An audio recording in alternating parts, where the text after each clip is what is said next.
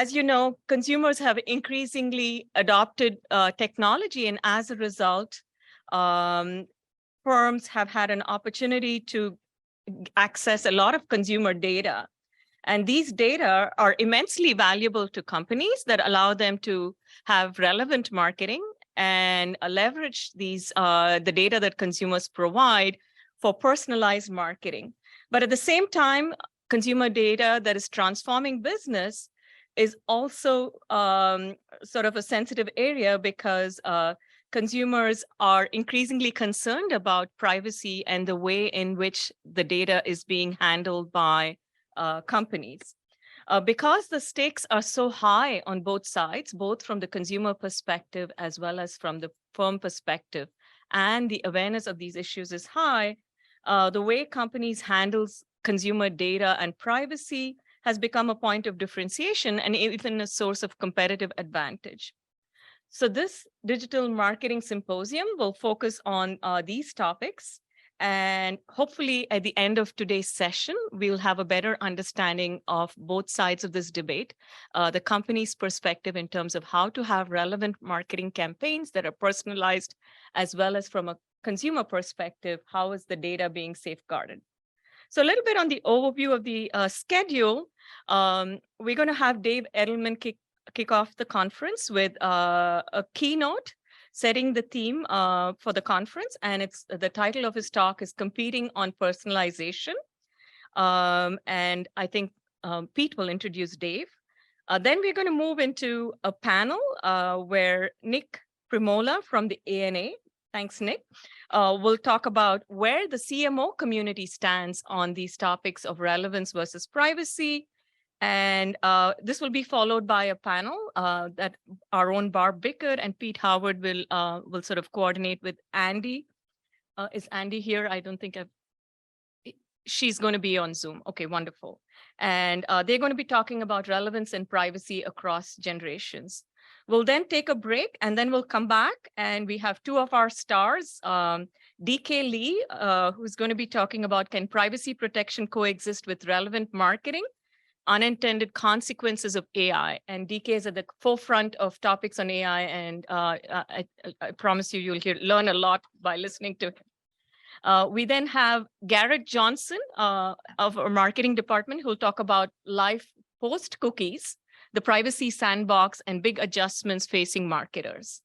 We'll then take a break and have a discussion and a Q&A on how we can advance this agenda of relevance versus privacy, and hopefully have a wrap up on what we are planning for the next 2 to 3 years, or what are the implications in this arena for the next 2 to 3 years. We hope to be able to publish a digital product which synthesizes the symposium highlights and will be available to all the participants. So with that, I want to extend a warm welcome on behalf of all of the marketing faculty, and we are delighted that you're here. I'm going to hand it over to Pete to introduce David Edelman. Thank you all for coming. Thanks, Shubha.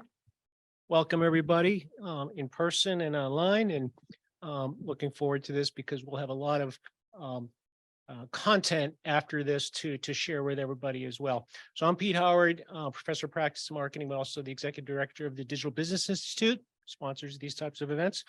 So welcome. Guest speaker today is David Carl Edelman, executive advisor, independent board member, and Harvard Business School lecturer.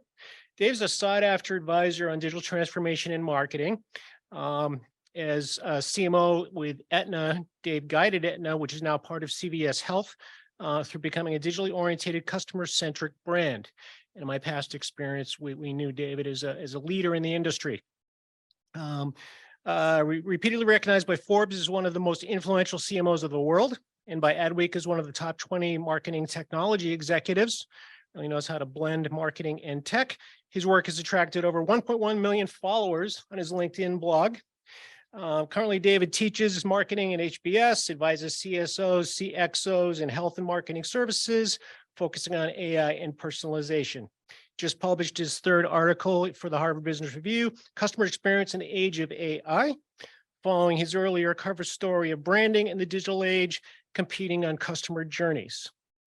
And as importantly as all that, I hear Dave is a killer tenor sax player in his spare time, which he managed to find spare time from all that he does. So welcome. Thank you very much.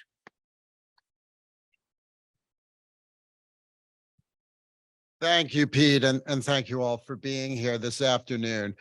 So our topic today is going to be personalization. And already, I think in everybody's lives, we are realizing how much we take for granted the way so many brands are already personalizing our experiences, whether it's search, whether it's Uber, whether it's Spotify. All of these brands now have insinuated themselves into the rhythms of our day, and our preferences, our addiction to these brands are based on how they are capturing and using information about us to create an experience that gives us what we want, whether we realize it or not. But it is happening. And it's not just happening in terms of digitally native brands. It's increasingly insinuating itself into more and more of the brands that we are experiencing every day. And I would argue that going forward, especially now as we have more and more advances in AI, the concept of competing on personalization will be central to how marketers think about brand management, that their brands will be based on how they are capturing and using customer information. And that's been the focus of my work over the last few years. I'm actually working on a book on this. And what I'm going to talk about today is not just the fact that it's happening, but why it can be brought into more and more different kinds of companies, not just through ChatGPT. That's gotten a lot of the headlines. But even without that, there's a whole lot of capabilities that we're going to walk through that are powerful, that are important to understand as business leaders. But I'm going to start with a story first. So before COVID, in the state of Massachusetts, and especially in Lexington, which is the town I live in which my friend Paul used to as well, there were a lot of incentives for people to get solar panels on their house. And that was something that was marketed by the state and city governments. It was also an invitation for anyone who is trying to sell installation of solar panels to bombard residents with all kinds of marketing to get them interested in buying solar panels. And so when you went online, whether you opened your mailbox on your doorstep, you were just being bombarded with stuff about getting solar panels. And solar panels are not a cheap thing to think about. It's complicated. And so all of this stuff is hitting us. And my wife and I, though, we realize that actually our house does have a southern exposure, and the slant of our roof could actually accommodate solar panels. And we had been thinking about this even before the bombardment started. One piece of mail came in, physical mail, that was interesting, that said, we've actually looked at your home and we believe you can save 25% on your electric bills through solar. And inside is a personal URL that'll explain it all to you. That was intriguing. That caught my eye. That wasn't just a general pitch. So I opened up the envelope, typed in the URL, and boom, got a picture of the roof of my house viewed through Google Earth. Superimposed on my house were solar panels. And the program could actually figure out how many solar panels could fit on my roof. Along the side of that image was a calculation based on my longitude and latitude, my north-south exposure, even based on tree coverage, how much power, on average over the course of the year, they thought that many solar panels would generate. Then they also got data from Zillow about the square footage of my house. And they used that to drive an estimate of how much electricity my house would consume.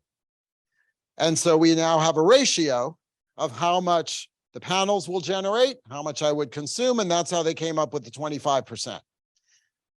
I was impressed. That's personalization, but it doesn't end there.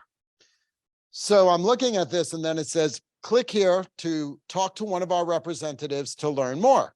So I click, and immediately I am brought into a video conference with a rep who has all the information about me right then and there. Hello, Mr. Edelman. I'd be delighted to talk to you about how we can help you save 25% on your electric bills. So all of that information about me was carried right through into that interaction. And then as he was talking to me and asked me just a few more questions, but he had a lot of information already. On the side of the video screen was laid out 3 different options for lease versus buy and what the economics of those would be based on my situation. And at the end of it, once I understood how it worked, I could download those things into a spreadsheet. He also forwarded to me 3 different references, emails in my neighborhood of people who already worked with this brand, which at the time was called Sungevity. It's since gone through a number of PE, buying and selling over time. But nonetheless, I got the references. I emailed those folks. They were glowing about it.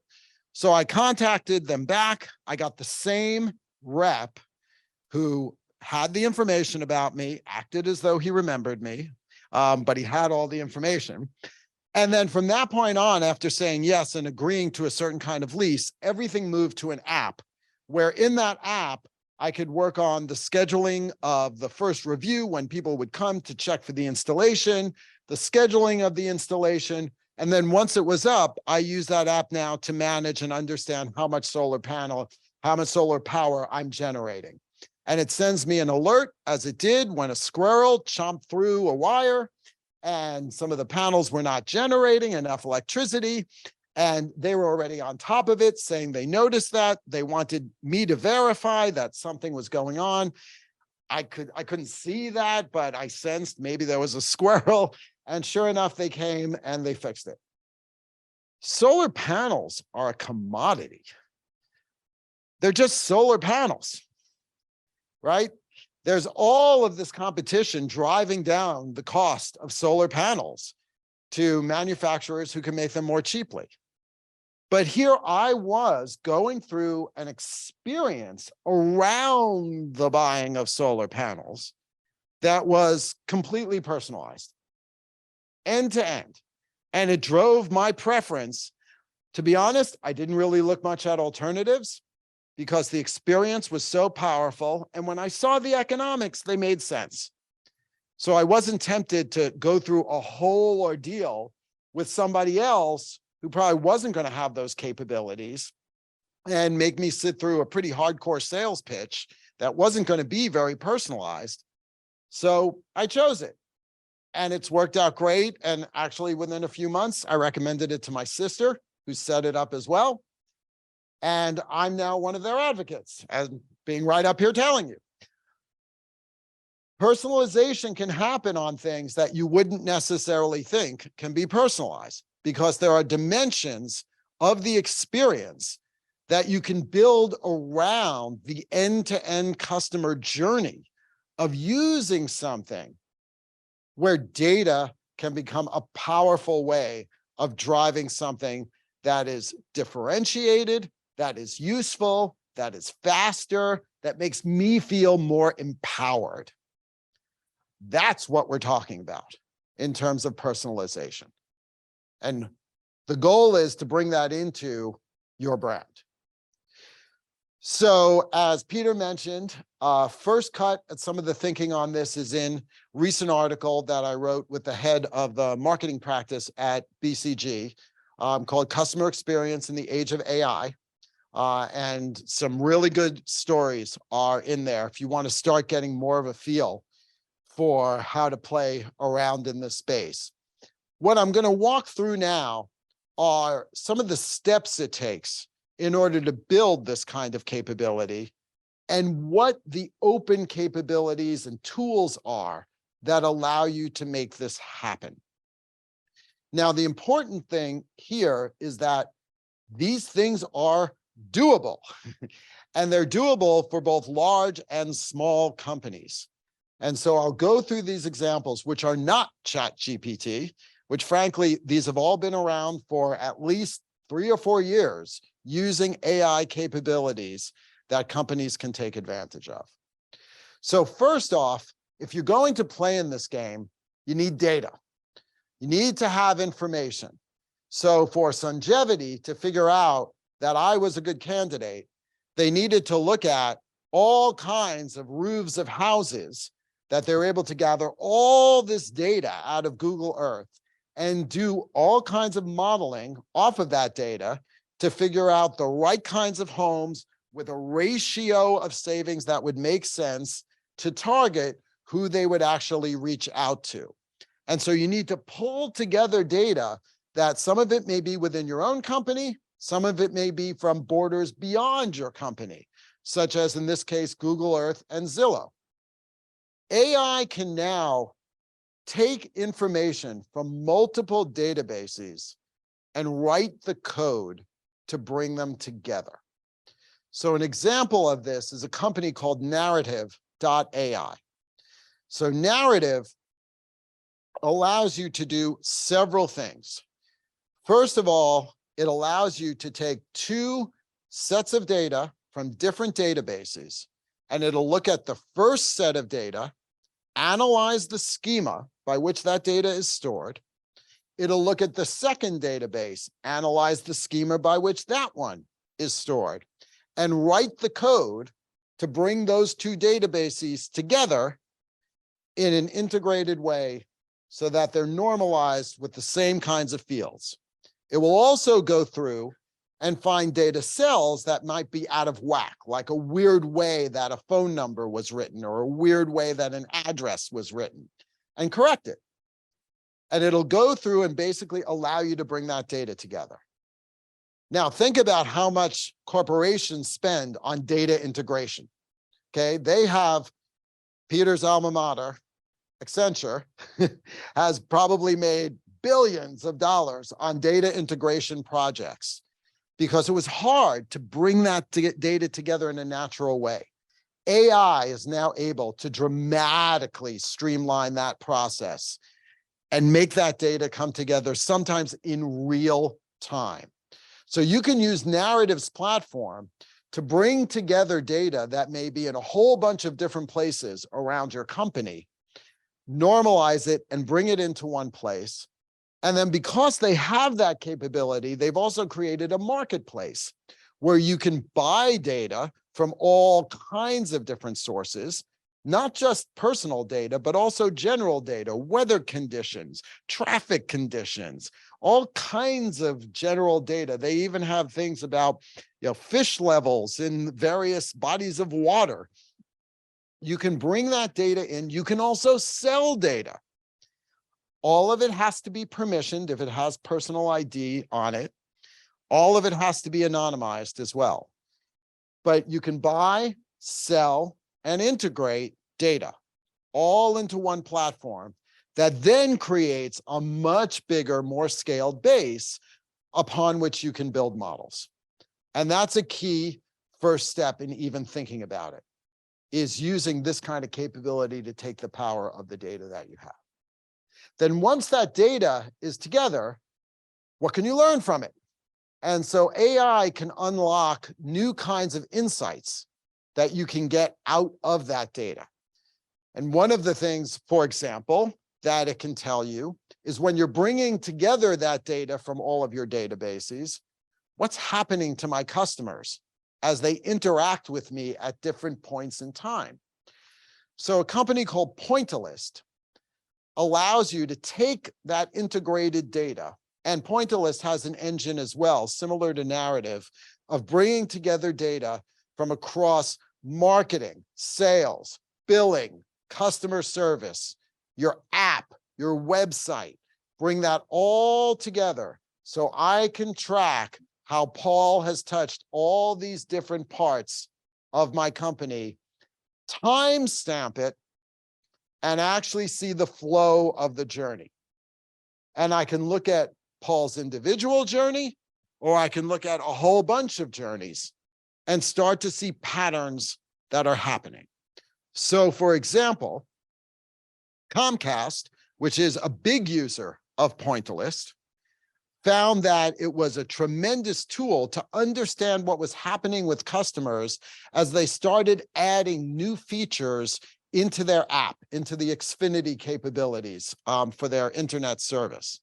And so, for example, they could immediately spot if customers were having trouble doing something in the app, and then within 5 minutes were calling the call center. That's bad. You don't want people to call the call center after using the app. That means they had trouble. So two things can happen. One is they start to see an escalating number of calls coming out of the app. So they can look and say, where are these people dropping out of the app? Oh, it's at that point. We just did an upgrade in our iOS system on that. There must be a bug. We got to fix that. And they can find that out in 15 minutes. I mean, that's incredible. But then they can also find out that Paul has experienced that. He's now calling the call center.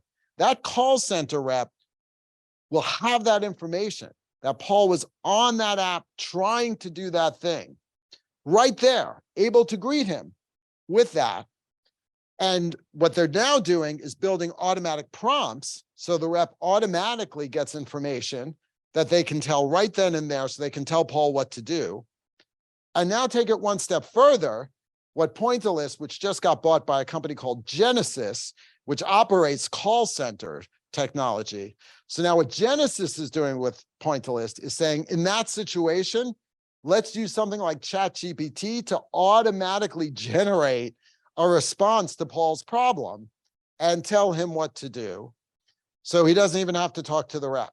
And it's probably going to be more accurate than what the rep would say.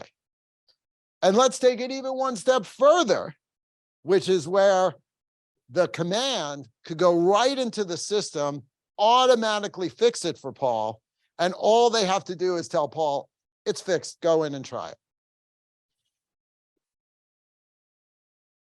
So that's taking it all the way from insight to action in a personalized way. This has been available. Pointillist has been out for at least 5 years using this kind of AI. So this is not new. This is already insinuating itself into more and more companies. Citi uses this, Wells Fargo uses this, Comcast uses this, Humana uses this. So this is the kind of capability to manage end-to-end customer journeys in a personalized way that's coming available. Then, from a marketing and from a customer management point of view, another thing you want to do with all of this data is to help guide your customers to a next best step. What is the right next thing that you want them to do? We had a situation when I was chief marketing officer at Aetna. We wanted to get people to do healthier things. If we got them to do healthier things, they were healthier. They also would save money. And we as an insurance company would save money. And if we were the ones to help them do the healthier thing, it helped our brand. So we would have a general sense that we would want this particular person to do something. We knew who we wanted to do what, but we didn't know how to get them to do it. How do you motivate people's behavior? That's hard. There's a lot of different possibilities of things that could do it. It could be a price incentive, some rebate. It could be the tone of the language you use, the words, the images, when you contact them, how you contact them. The number of variables is incredible. It's a massive multivariate testing challenge to figure out the right way to motivate each individual person. But there are tools that can do that. And one is called OfferFit. So OfferFit runs massive multivariate testing. It will help you take all the different ideas you have for things you can try, You pump it in, and then it will automatically create test cells. It'll figure out the optimal test size to understand the variances that could happen across your base. And then it'll start flinging things out, seeing who responds to what. Based on that data, it'll start driving an optimization of what goes to whom. And a company, and we talk about this in the article, that uses it is Brinks Home Security. This is not a massive company. Okay, this is the second largest home security company who uses this, in this particular example, to drive renewals. The CEO now is using this to drive all kinds of aspects in terms of customer service, scheduling, upgrades, because they're trying to get people to go to wireless. And so all of this is being managed now through massive multivariate testing. And so in using this tool to run just simply their renewals, they got a 400% improvement in their return on investment from the renewal activity that they were doing by driving something that is dramatically more personalized. The thing is, to be more personalized, you have to know what it's going to take, and that requires a massive test and learn. So then, in order to create the fodder for that, you can come up with a lot of ideas, but there's also a lot of content that you've got to create, many different content variations, things where you want to try different images, different language, different tonalities. So a company that has built an engine for doing this, it's called Stanley AI, as in Stanley Kubrick, which the CEO of this company is obsessed with him. But Stanley AI can actually take a concept and then create hundreds of variations off that concept. Now, you could say, oh, probably something like GPT-3 can do that too. Maybe, but this goes a step further. It not only creates all the variations, it tags all of the aspects of variation so that when you're running something, it'll automatically know that what Peter responded to had this particular word in it. What Paul responded to had this particular typeface, and all of that is tagged. So you could understand and then build models off the micro drivers of content and the hundreds of variations of content that you can come up with. So Netflix creates hundreds of different variances of its trailers for different people to get them interested in watching a show. They do not use this particular tool, but they use a tool like this in order to do that. Starbucks uses tools like this to create many different variations of the stimuli that come to you as part of their loyalty program. Because it's not just about the customer data, it's also about the content. You have to change and have variance in the content and be able to manage that as well. And that requires instrumentation. So you have to be able to track all kinds of variables about the content and then about what somebody did. So when did somebody click on it? What time of day? How long from when it was sent? All of these different variables have to be tracked.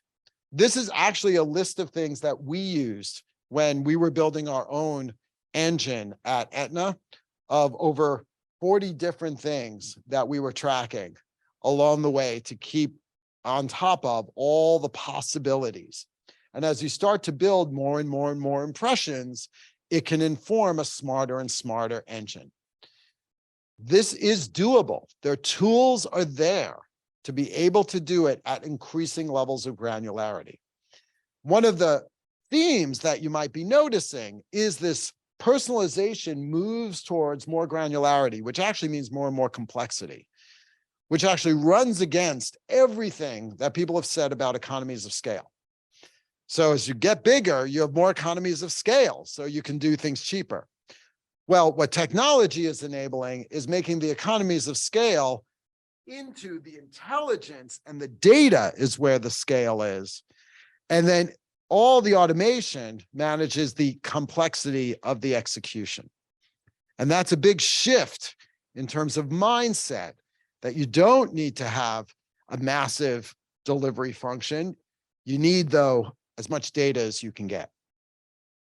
So then the last part of this is actually changing the customer experience to make it feel personalized to them.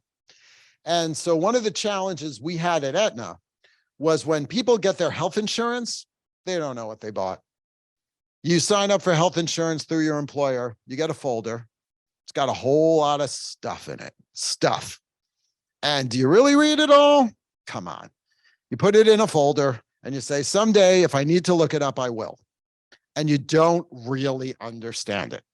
And so then you don't understand why you're getting billed for this versus that. You don't understand the mechanics of it. And we did research. Less than 7% of people accurately understood the health insurance that they had. Okay, that's pathetic. So we had to change that. We had to make sure people understood their health insurance, because there are a whole lot of good things that would happen downstream if they did.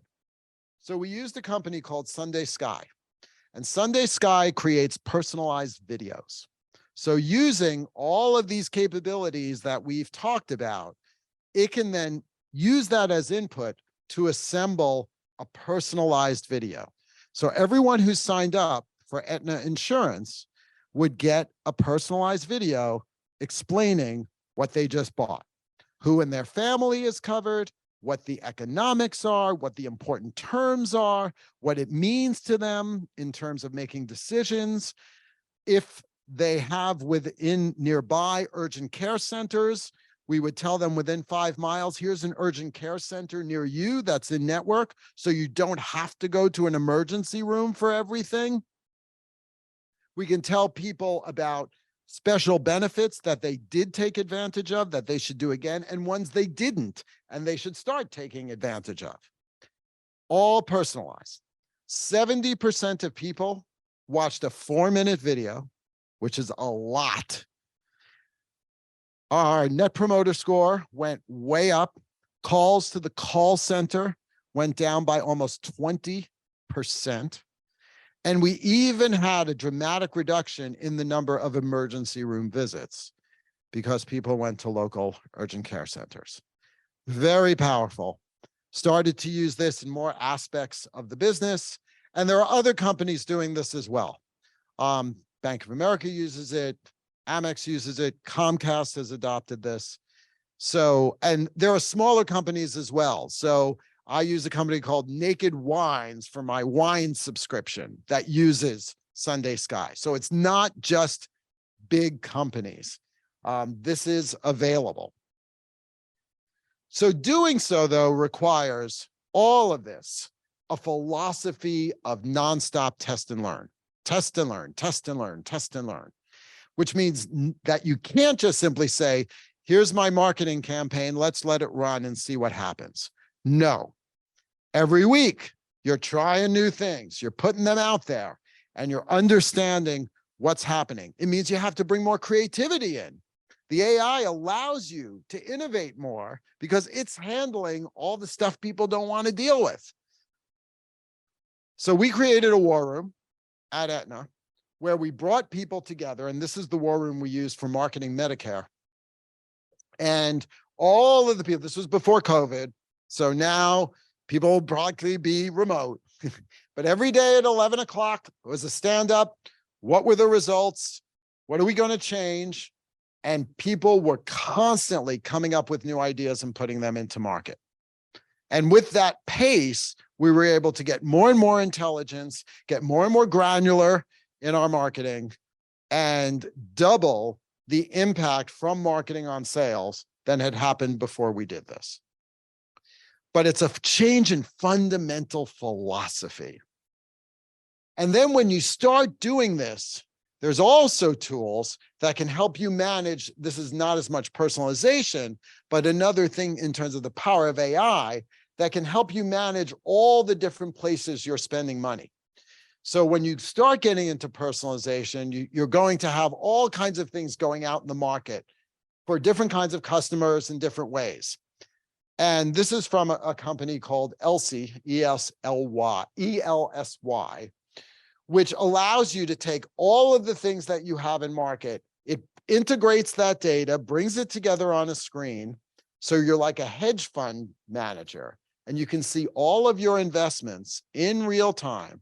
How are they doing? What are the prices I'm getting? What are the results? And you can make changes, and you can model scenarios.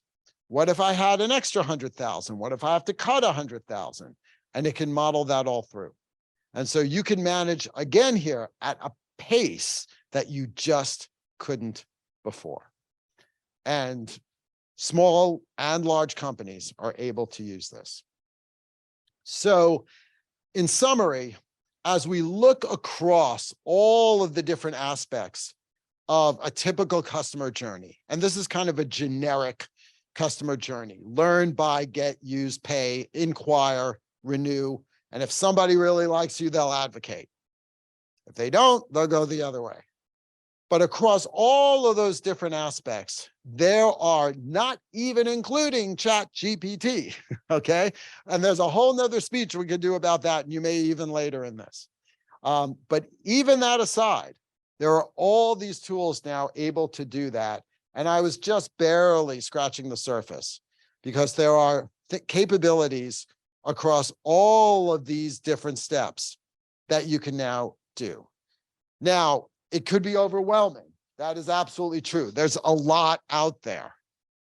But that also means you can pick the places that are going to matter the most for you and focus. Is it a question of closing sales? Is it a question of onboarding? Is it a question of how we engage existing customers in doing more with us? Because then we could use our first-party data to do that. We could use our own channels. So where are you going to focus? Because it is too much. So you have to think about prioritization. And then with that, you can do the research and find out. And if you're a member of the ANA, there's all kinds of great resources that Nick and his friends can offer you to help guide you in the world of technology. There's certainly consultants out there too, but there's a lot online and through associations like the ANA that can help guide you. But you have to have the mindset of what you really want to do. And it's not just about the tools, it's about a change in philosophy that says, we're going to focus on the customer. We're going to operate our business in a way that's going to be dramatically more granular. We're going to build up our data asset by bringing our data together and then generating more through test and learn, test and learn, test and learn, and seeing that as a key part of our competitive advantage. So I hope that explains why we believe that personalization is going to become an increasingly important frontier for competition, because it's not just the digital natives. These tools are available and getting used by many more businesses. So I hope a year from now to have case studies from people watching this that we can draw upon and use to share as great examples. Thank you. Great. Yeah, let's start with some questions from the audience. We have one or two online as well. Paul. When you showed the picture of your war room, I was guesstimating it was like 20 people, 25 people. Did you arrive at sort of a ratio in terms of people you needed to cycle time of, test and learn? Because, so many companies are, resource constrained, and finding the right talent is a challenge. Yeah, so that looked like a large group of people. Those were multiple pods. So each pod that's doing test and learn is about 5 to 6 people. So there are multiple ones there. And there were certain issues because it was a single overall objective that cross-cut, but they were in clusters. So generally, when you're doing a pod, you need somebody to really drive the marketing strategy. You need a marketing strategist who's really focused on the goal and who can bring a fair amount of insight about the customer into doing so. You want somebody from analytics, because there's going to be a fair amount of modeling even with the AI tools. You need creative. And whether you need one or more creatives depends on how multi-skilled those creative people are. You're going to need somebody to run actual execution, making sure the campaigns can get out the door. In many cases, you'll need a shared resource that's compliance going, which we certainly did, that's supporting probably multiple pods at the same time. And then there could be others depending on the nature. Sometimes there could be, you want a search specialist in there. Sometimes you want, somebody who's, in operations on the app or the website, depending. So it's generally about 5 to 6 people. And by the time I left Aetna a bit into the CVS merger, we had 6 core pods going.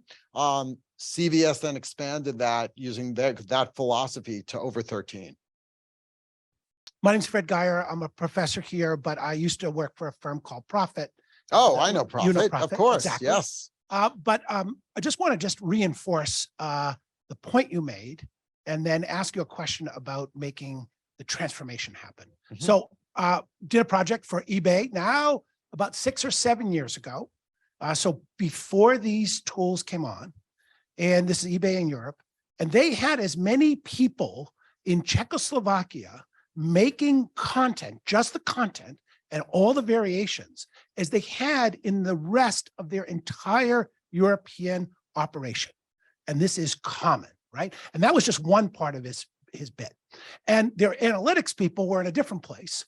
And because of eBay and the way they thought about the world, they only really tested price, right? So I'm curious now, and that must happen all over the place. We have a model, we have our habits, and now we need to change to a new model. What have you found are the key precipitators and enablers of change? If you could talk about, either top down or what catalyzes these changes and makes them happen, in your opinion? Yeah, there's a number of things. So the question is, what catalyzes change to really drive this in this kind of change? So there's a few things. Some are a change in leadership, where somebody comes in, in the case of Aetna, I came in, I was the first CMO that Aetna had ever had, with a different philosophy of how I thought marketing should be run, more data-driven, more data. So sometimes it's a leader who sees the art of the possible and wants to take the organization there to do so. The other thing, though, which is often the case, is that you're seeing diminishing returns, is that the goals are relentless in terms of their growth, and your ability, especially from a marketing perspective, to get more with budgets that are not going to increase proportionately starts to hit a limit in terms of what we're doing ain't going to cover that stretch. If we just simply take what we've been doing and model it out, there's a gap. We need something else to drive that gap. Frequently, it's going to mean you got to think about things in a more granular and less averaged way. I consistently see that the opportunity is in granularity. And sometimes it's just a question of going from national to local. Sometimes it's taking it down to the individual customer. But often it's diminishing returns. Thank you, Fred. Carrie, I'll get you 1 second. I want to get a question online, and then I'll pass to you. A little bit of granular question. What can you use beyond clicks, time on platform? I think what other data signals to optimize these models? Sure. There's a whole lot of things to optimize the models. So it's not just clicks and time, it's when, for example, is somebody on? How does when they go on the platform relate to other things that they have done? For example, is somebody on the platform right after they just got a bill? Is somebody on the platform right after they just used your app for something, as reference to something I talked about before? Is there something that's going on in terms of a change in the nature of the product that's been rolled out that could hit somebody, a change in somebody's price? The number of variables can be endless. That's part of the problem, is that there's an endless number of variables. What you've got to figure out, though, is what is the use case that you want to find a trigger for? So what is it that you want to figure out? Is it that you want to find the best opportunity to do a cross sell? Is it that you want to find the best opportunity to make a reach out call because you're worried somebody's going to attrit? So you got to think about the use case that you're going after, then have the broadest pool of possible data that can help you drive a prediction of who's going to have a higher predilection for that specific outcome, and then go after them. Otherwise, you're just boiling the ocean. So you've got to have a sense in your business of what's the behavior you want to drive. And then you've got to look for predictors of that and create a much broader pool to do so. Like, I showed in that list of all kinds of different things you can instrument. Do you see particular product categories or services where this is really well suited and others where maybe it's not as well suited? Maybe it's availability of data. I don't know. Yeah, there's definitely a variation in where these kinds of capabilities matter more.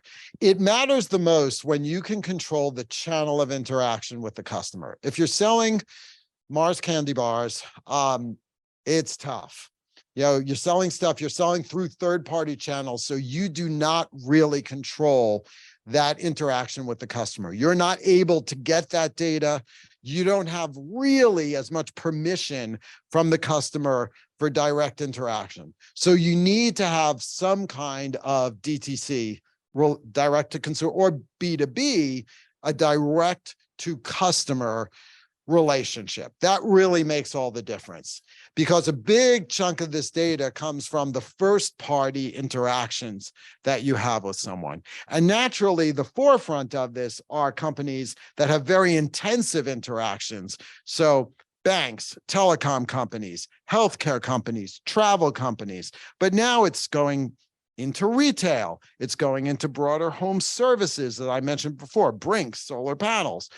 So more and more businesses where there's some kind of direct channel. Gene in the back.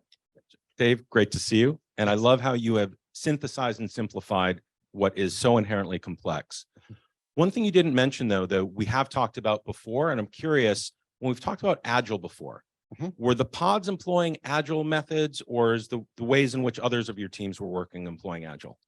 So the pods are definitely based on Agile methods. And for those of you who don't understand what I mean by that, Agile is a technique that's used in software design originally to constantly come up with iterations of something that you want to test.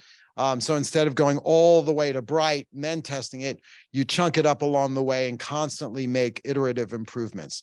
So it's a similar philosophy in marketing. And agile marketing it's almost becoming a overused buzzword for, in some cases, just simply meaning fast. But it's more than that. It's actually having a specific outcome, some performance thing you want to reach, some type of use case that you want to move the needle on, and you got to figure out how to get there. And so you're going through and you're coming up with ideas to test, but you're also creating the rails, which are all these technologies of how to be able to test, so that you can come up with ways of setting up your sample sizes more cost efficiently, ways of capturing the data on the back end so you know how things went and so you can improve. So it's that philosophy where pretty much almost every day, as I mentioned, 11 o'clock stand-ups, you're getting some kind of data back, and you're using that to drive decisions about what you can do next, because you're constantly, and then you make changes. So it's not like you come up with a campaign that we're going to run for the next 8 weeks and then figure out what happens. Now, there are some things you have to do in marketing that have to run on campaigns. Launching a new brand, doing a big sports sponsorship, things like that are hard to do in Agile because it's not quick to get information back. They're big, they're broad, they're complex, and those run in more campaign mode. But in things where there's a direct response of some kind through some channel, more and more of that, you should be thinking about moving towards agile methods. And there are books about really get into the detail, like the 6 methods of agile marketing. And there's others like that have a lot of detail on how to do that.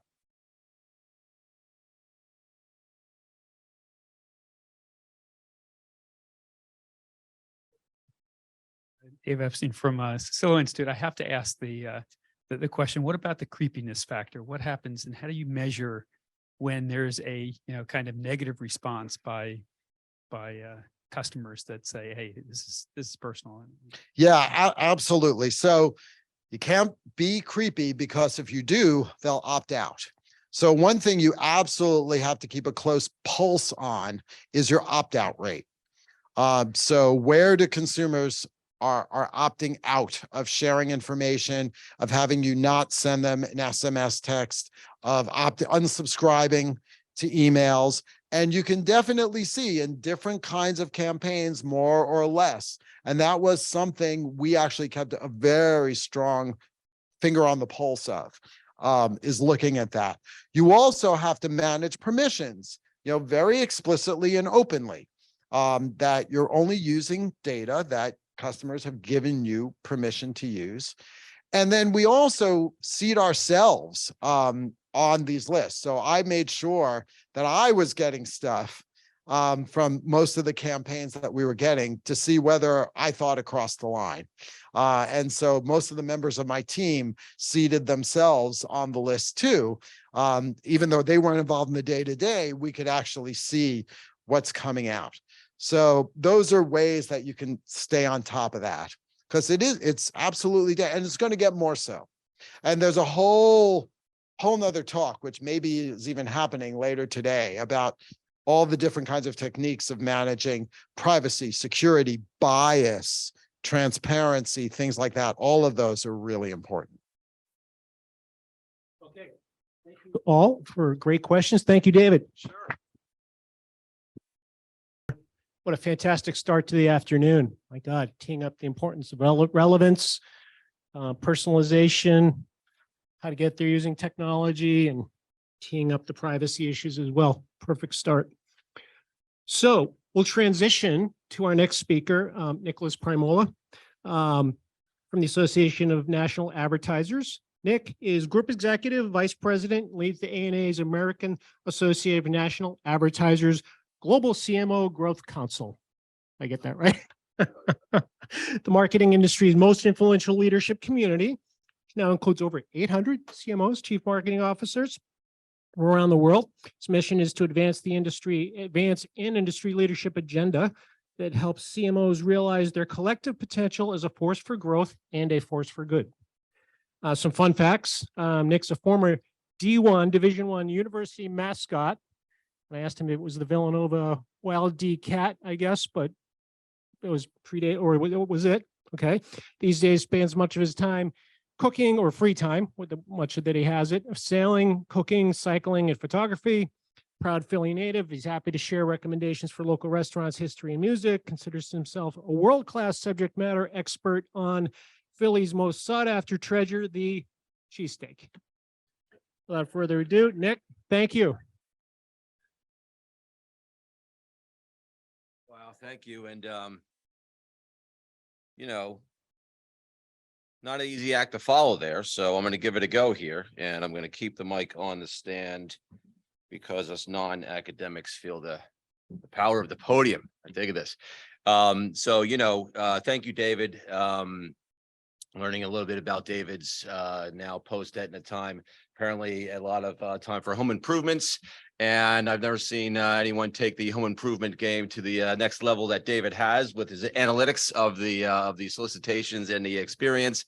So a lot of pressure on those guys. Little did they know it, but it was great, and I love it. I love the Starbucks example, the degree of sophistication that goes into everything that they do, and yet they still unapologetically spell your name wrong at the point of sale where the transaction is taking place. So technology has not invaded everything quite yet. But and then the last thing before I get into to my deal here is I feel kind of bad about missing this opportunity of a lifetime to have these minds in the room talking about analytics and AI and all these sophisticated technologies.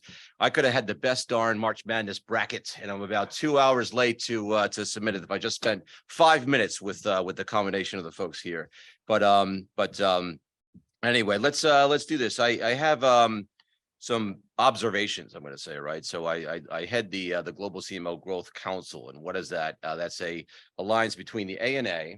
So we represent the I guess the buy side of the industry, the advertisers.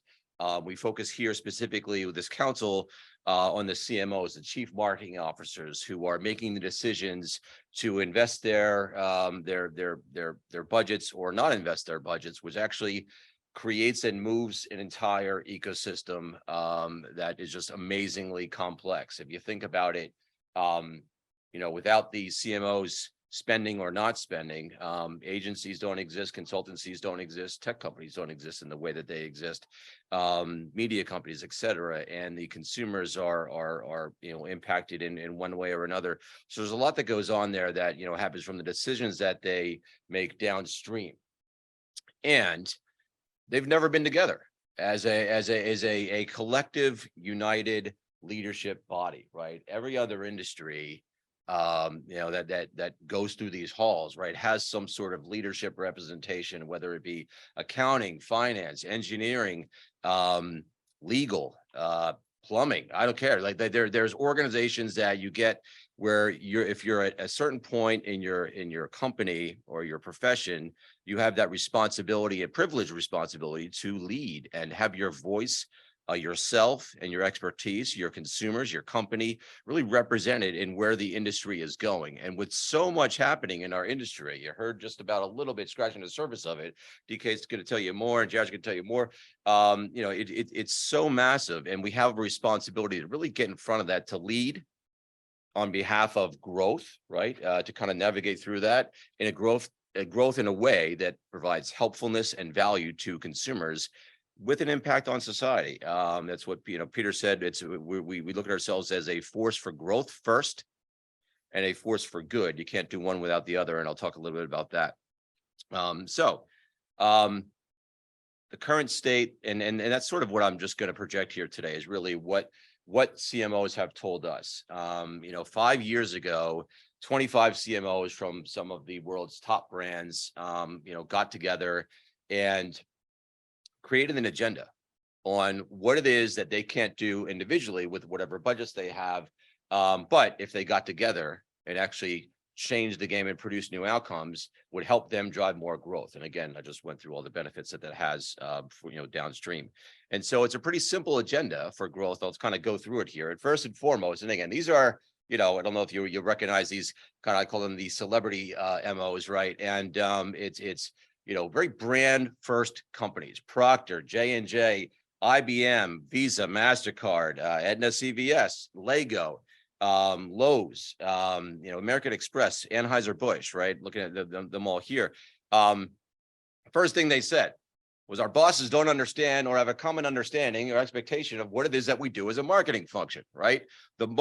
More marketing first, brand first companies are saying that their bosses and their stakeholders in the company don't have a common expectation of what they do, and that's a problem. And so that's the first area that we are addressing. It's called, basically it goes into it, brand building and creativity and media, right? It's delivered through all these areas, but that's a fundamental promise the problem we're solving is reframing the marketing function and how it drives growth. In the middle of all of this, in the center of that agenda that I have on the screen here, is growth, driving growth. And that's the only lens that any of this is looked at. It's called the Growth Agenda with the Growth Council for very intentional reasons there, and all the benefits that we'll get out of that. So if you reframe the marketing function as David really laid out, graphically there, you reframe the marketing function, you have to agree that it is an enterprise-wide experience function, right? Everyone in the enterprise has some participation in creating that value, that branded experience, whether it be through service, whether it be through engineering, product design, pricing, whatever it may be.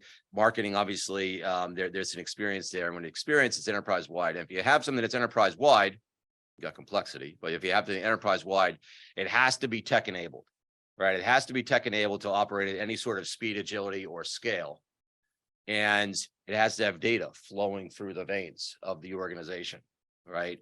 And so the first thing that they said was that we are not, none of us, and again, I said IBM was in the room, Cisco was in the room, Intel was in the room, SAP was in the room, even them, none of us are using the data that we have, not, I'll mention the word once here, ChatGPT or metaverse, right? I'm not gonna talk about, but not that. The stuff we bought 3 years ago that we put next on the lines and building the capital expense, working with IT, with finance, with legal, with procurement, to kind of get this into our organization, and we're not using it nearly, it's like a brain, we 10%, right? Nearly as much as we can. And if we do, we can unlock so much growth potential for the company, not just marketing and personalization, but for the company. And so that's a critical area there. It enables the experience, right? And then the other side of the tech and data are talent, right? You can't have tech without talent. I know I said it again, I promise.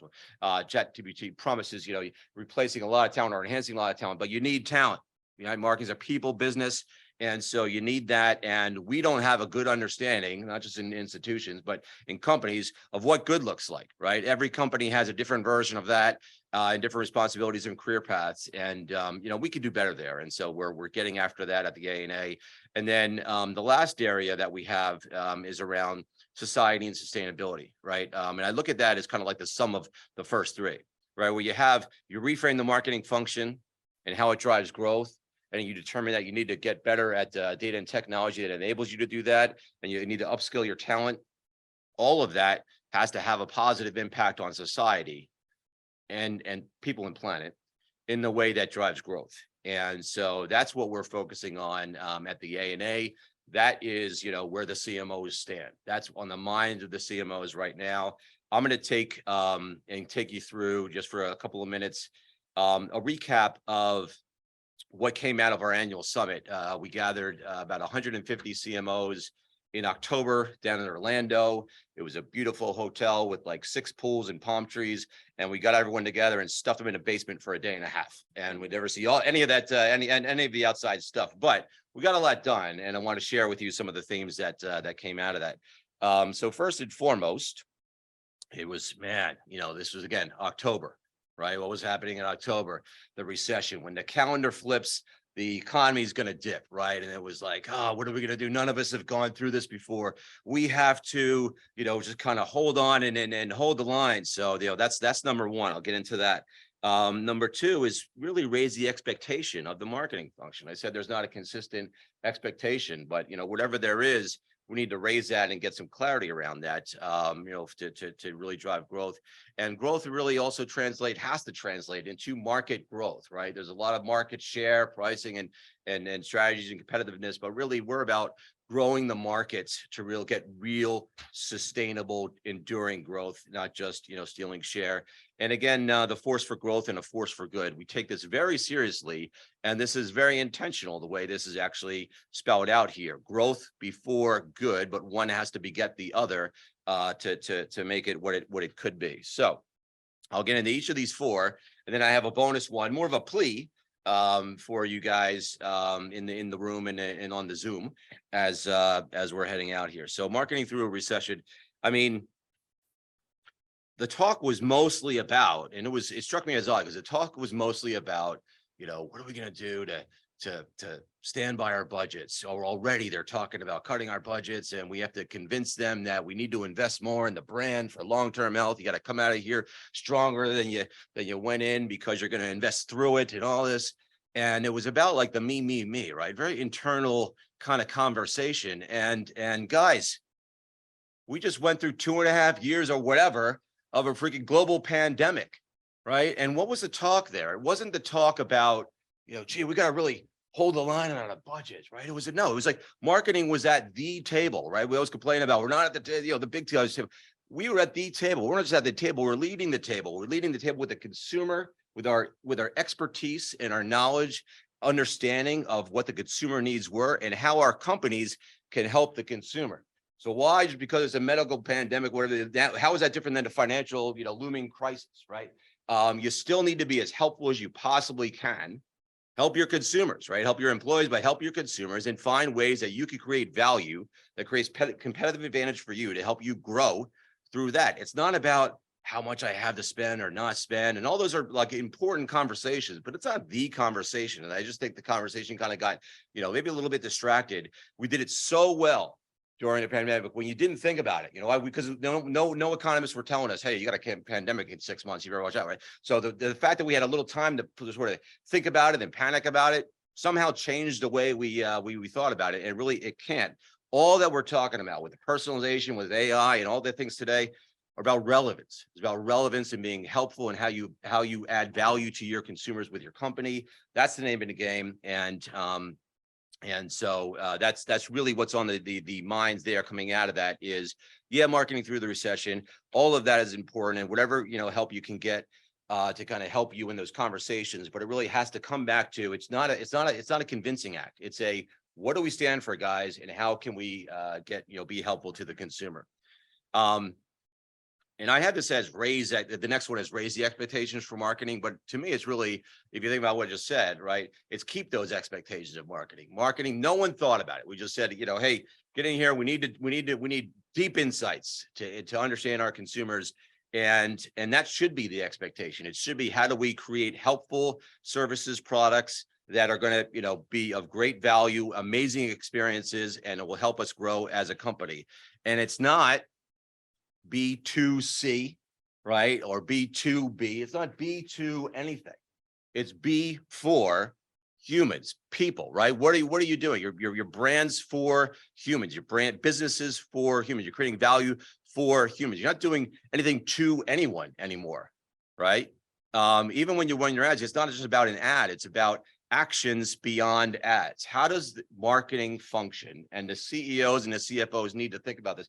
How does marketing help the entire company act in a way that is helpful, that is creating value, that is creating superior experiences, that is enterprise-wide, right?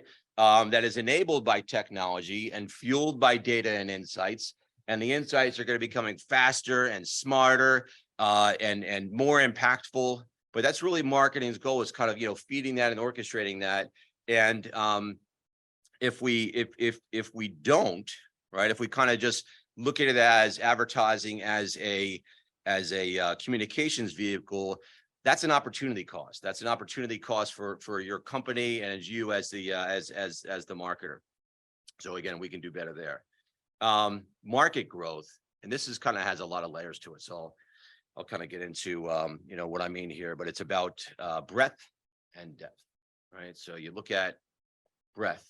What does that mean? It's the title of this symposium has the word relevance in it, and we can look at it as simply just being more relevant to more people, right? And you can kind of put a DEI layer onto that, which is appropriate, right? Very, very, very appropriate. But if you're more relevant to more people, you're going to grow your market, right? And that's the long and the short of it. So how do you become more relevant to more people? You become more inclusive. You become more equitable to more people. You become more diverse and more representative, not just in the cosmetics of how your advertising and marketing is done, but how you do your algorithms. You need to eliminate bias. You eliminate bias from your algorithms, you're unlocking the handcuffs of limitations that your algorithms are going to be relevant to, right? What good is GBT anything if you've got bias inherently in there and it's just kind of creating inertia, even at a faster pace, that's going to create gaps between haves and have-nots of your value of your products and services. So we look at it as multicultural marketing, but it's marketing. It's growing your market, and that's really what this is about. As it relates to growth and doing good. And then the depth of relationships. Again, marketing has not just a role here, but really a responsibility to the organization. If you're as a marketer and you're not making sure that your entire organization has understanding and deep insights, deep consumer insights that you guys are most proficient in delivering, and is tech enabled and data driven, then you're not doing the job as a marketer. And again, it's really we look at that as an opportunity cost that we're missing out on. And then the last one here, somewhat bonus one. The last area is around this force for good and the force for growth. And we look at this as, as an individual, as well as collectively as a marketing community.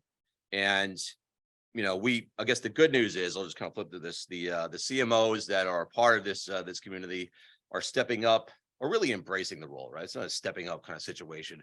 They're understanding that role, that privileged responsibility, and they're embracing that role within the organization individually. And then they're also appreciating what they impact downstream, right? Because if you look at that and look what it is that they do, decisions that they make are going through agencies and creative in their storytelling, but they're also portraying individuals and stereotypes and ethnicities in different ways. If you think about, where we, well, these people of certain age grew up, of several decades, even generations of, white male 25 to 35 being the hero, being the target bullseye that you want to appeal to, and what that did for gender, right? What that did for stereotypes and the negative impact or the unintended consequences of all that. We as an industry have absolutely pivoted, not gotten near where we need to be. Well, we've pivoted in a place from that's silly, and we're eliminating or alienating gigantic swaths of our marketplace by not being relevant to as many as we possibly can. That's not a matter of just checking a box on, who's seen and how they're seen in ads. That's a strategy, a business strategy to drive more growth that involves technology, it involves people and insights, et cetera. But if you look at that as from a CMO standpoint individually, or a marketer standpoint, everyone in the marketing function has an impact, and I think an elevated impact compared to, the head of sales or the head of finance or the head of engineering, right? Where you could actually have that impact in your career, no matter where you sit within that marketing function, you're directly impacting culture and company growth in the same way. But when we put that together, that's really where the power of this Global Growth Council comes into play, right? If you think about it, we have around, I think it's like 60 something, 70% of the world's advertising media budgets within our management. And I don't know what the stats are. Maybe I should get that, but let's call it a gajillion impressions on people's eyeballs and experiences that they have with brands.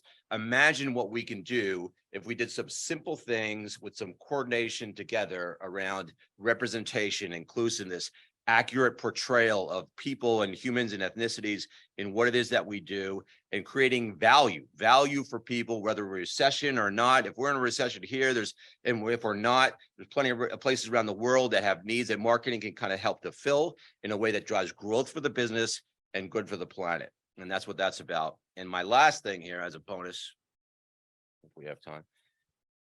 Listen, what about our next generation? We got a situation here where the people that we need most in marketing, mathematicians, finance, behavioral science, neuroscience, coding, algorithm programming, analytics, tech savvy, entrepreneurial.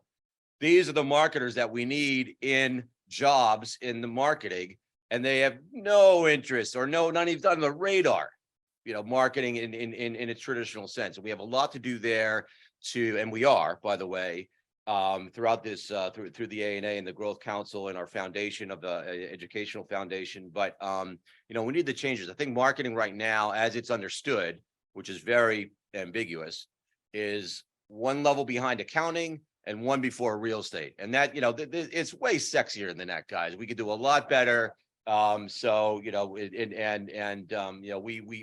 a lot of initiatives in place, but if you think about it, I mean, it's such a potentially rewarding and fulfilling career when you've got the ability to impact both society and business growth as an entrepreneur, as a tech savvy, hungry, hard charging, and real challenging, daily on a daily basis, solving problems. I think we could do a much better job collectively as an industry, making this, making the people that we need to, the students that we need to, that need to be aware of it.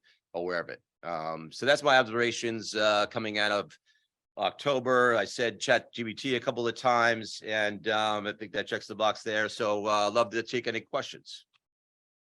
Yeah, I think we had lunch together and we mentioned competencies for students who are pursuing careers in marketing. One question that came up, we got a list of salaries, and salaries are lower for marketing students, I think in general, entry-level salaries. Is that is that, do you feel that's a function of how they're being trained, or is there something on the, so some of the students that are interested in analytics, for example, then Yeah. aren't so interested in careers. So I just love your thoughts on that. You know, I think we need more critical mass. We need to act more like industries like accounting and consultancies where there's a more of a regular presence on campus. I started out in the beginning saying the CMOs of the top, brand first companies, their bosses and their business stakeholders don't altogether understand what it is that they do, the CMOs, right? So you can imagine the entry level positions where the CMOs have not actually done probably 70-80% of the positions that are in marketing right now, right? And so to get better at career pathing, to get better at competency frameworks, and to get more product, right? Look at how we hire. Right, the accounting communities and consulting come into schools. They spend weeks on campus. They come in a regular time, and by time January, February coming around, people have jobs. Right, with marketing, it's like, well, we got a hiring freeze. We got to, we need to commit more to students as an industry, and we're trying out some ways to actually do that, to have more critical mass that will get the talent that we'll need, and we'll get the compensation that we need at the bottom level. It's about to say it's a mess right now. It can be improved, and we will. Yeah, I had a question on your first bullet, which is about marketing for growth, which seems to be driven by a shareholder mandate for managing growth from a quarterly earnings perspective. And then the last bullet, which had to do with multiple stakeholder growth. And do you see there's a sort of marketing at odds between these two goals? Because you can think of a company like Coca-Cola driven by growth, selling a lot of soft drinks and bottles and plastic, but it conflicts with what contributes to a sustainable planet, right? So how do CMOs, how are they grappling with this need for responsible marketing while at the same time being responsible for growth? I certainly see a lot of that in the academic world, where the emphasis has shifted towards responsible marketing rather than just marketing for growth. And I'm sure the CMOs are grappling with this. And what's your take on that? Yeah, it is a grapple, because it's not easy depending on which industry you're in. So we look at it as, again, growth at the center, and as a force for growth and a force for good. You have to drive growth. So you're not going to get anywhere, right? Who wants paper straws? Who likes paper straws in this room, right? You're going to get places in a competitive way when you use sustainable innovation to create superior product or service or experience, right? So look at Cold Water Tide, right? That was not just a marketing play, but they had to change actual enzymes into chemicals and so forth. But that right there is sustainable innovation. You're creating a superior product and that will also have that double bottom line impact on being better for the planet, right? You're using less energy and you're getting your clothes more clean. That's how it has to happen. I know that's, when you translate that to financial services or at, like an insurance company or so, it gets a little less clear what marketing's role is in that. With technology, we're trying to figure out and get some great examples from around the world together to help marketers really understand that. Because here's the deal: CEOs have gone, by way of the Business Roundtable and committed to stakeholder, multi-stakeholder growth and stakeholder capitalism. They issued a statement and it was picked up. But really, who can best deliver that within the organization? I think, biased as I am, the marketing function can best deliver that in the organization with the understanding of the consumer, with the ability to innovate and the ability to deliver superior experiences in a competitive way that drive value and therefore drive growth. So it has to be it's not a sustainable, well, that's a double layered thing, sustainable way to help sustainability. If you're just doing it in a performative way, if you're going over here and getting in a pricing war, and then you're sponsoring, you're buying, you're donating trees, right? It should be about your product innovation and how you're doing that in a way that is more responsible in all categories: sustainability, DEIB, and anything else that can kind of come into that equation that you can use to really create more value. So Nick, thanks for coming, and thanks for the presentation. As you look across the ANA, we talked about the sort of the top of the house and the growth council. Mid-sized, smaller companies, can you identify some who are doing it right or doing more things right in terms of market growth, raising expectations, being a force for good and a force for growth? Are you seeing some companies that are? Yeah, and there are places where you may not expect. So if you look at, the P&Gs and L'Oreal's, you've got EOS, a mid-sized sort of hipster cosmetic company that's I only know about through marketing, but not the product, but they're doing amazing work there with that. It's not just the Patagonias, it's not just the Toms, right? Who you would kind of think of. It's White Castle, right? It's Sabra hummus. It's Sartori cheese in Wisconsin, right? Taking that same approach and learning from the P&Gs and the J&Js and the Coca-Colas about how to really use innovation in a way that's going to help you grow your market. That's also going to have that positive impact on society. And you're seeing that a lot. I think you're seeing it, like literally seeing it. If you look at like the Super Bowl ads, you're going to see all sorts of diversity. Like the Super Bowl ads are like, like the UN, right? Everyone's kind of there, the big stage, you got to get there. But what you're not seeing maybe is underneath that and how they're hiring, right? And how they're really going in and briefing their agencies and their media companies, how they're targeting. And, that stuff that's, underneath the iceberg, underneath the water there is so important to moving the industry and moving business, frankly, into a better place. And honestly, Paul, the mass middle of the A&A is mostly, there's the Fortune, kind of 200 there, but the industry is mostly made up of mid-size and even smaller companies. And so that's what we really need to impact. But I think the thing here is everyone's in it together, which is critical.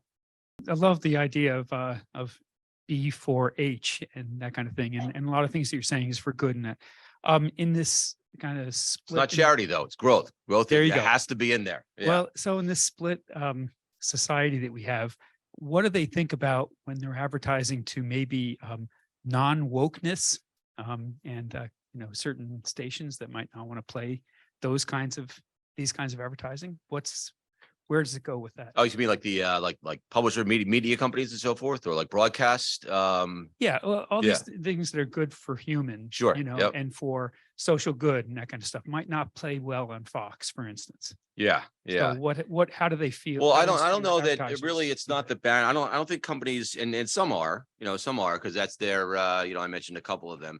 But that's really not what it's about. It's about the product just being, not talking about it and not trying to convince that you are, or like, any sort of like, we're committed to ESGs and the UN SDGs and all that. That's all great stuff. But like, you don't really hear about that in advertising. You just create better experiences, better products, right? Through this innovation, you make it more relevant by, really deciding what your targeting strategy is and how you're going to be most relevant and helpful to more people. And that's kind of what it's about, right? If it's just and I guess you see a decent amount of it. I'm not gonna say you don't see a lot of it, but you see that's not really what it is about, what you're doing at a corporate level.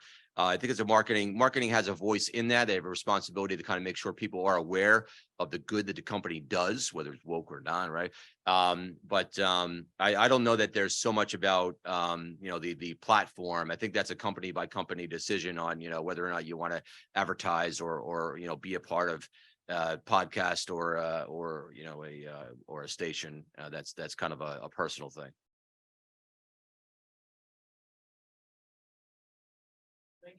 Thank you guys. Pleasure being back in Boston.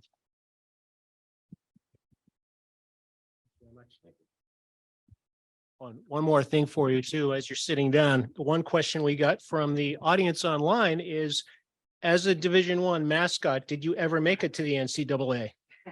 Yes, absolutely. It was Villanova, fortunately. So yeah, not this year. I have nothing to do with this. When you were there, did you make it? Yeah. Great. Wow, you were famous. Great. Okay. So we have a slight change. Our next speaker will be joining us via Zoom. We had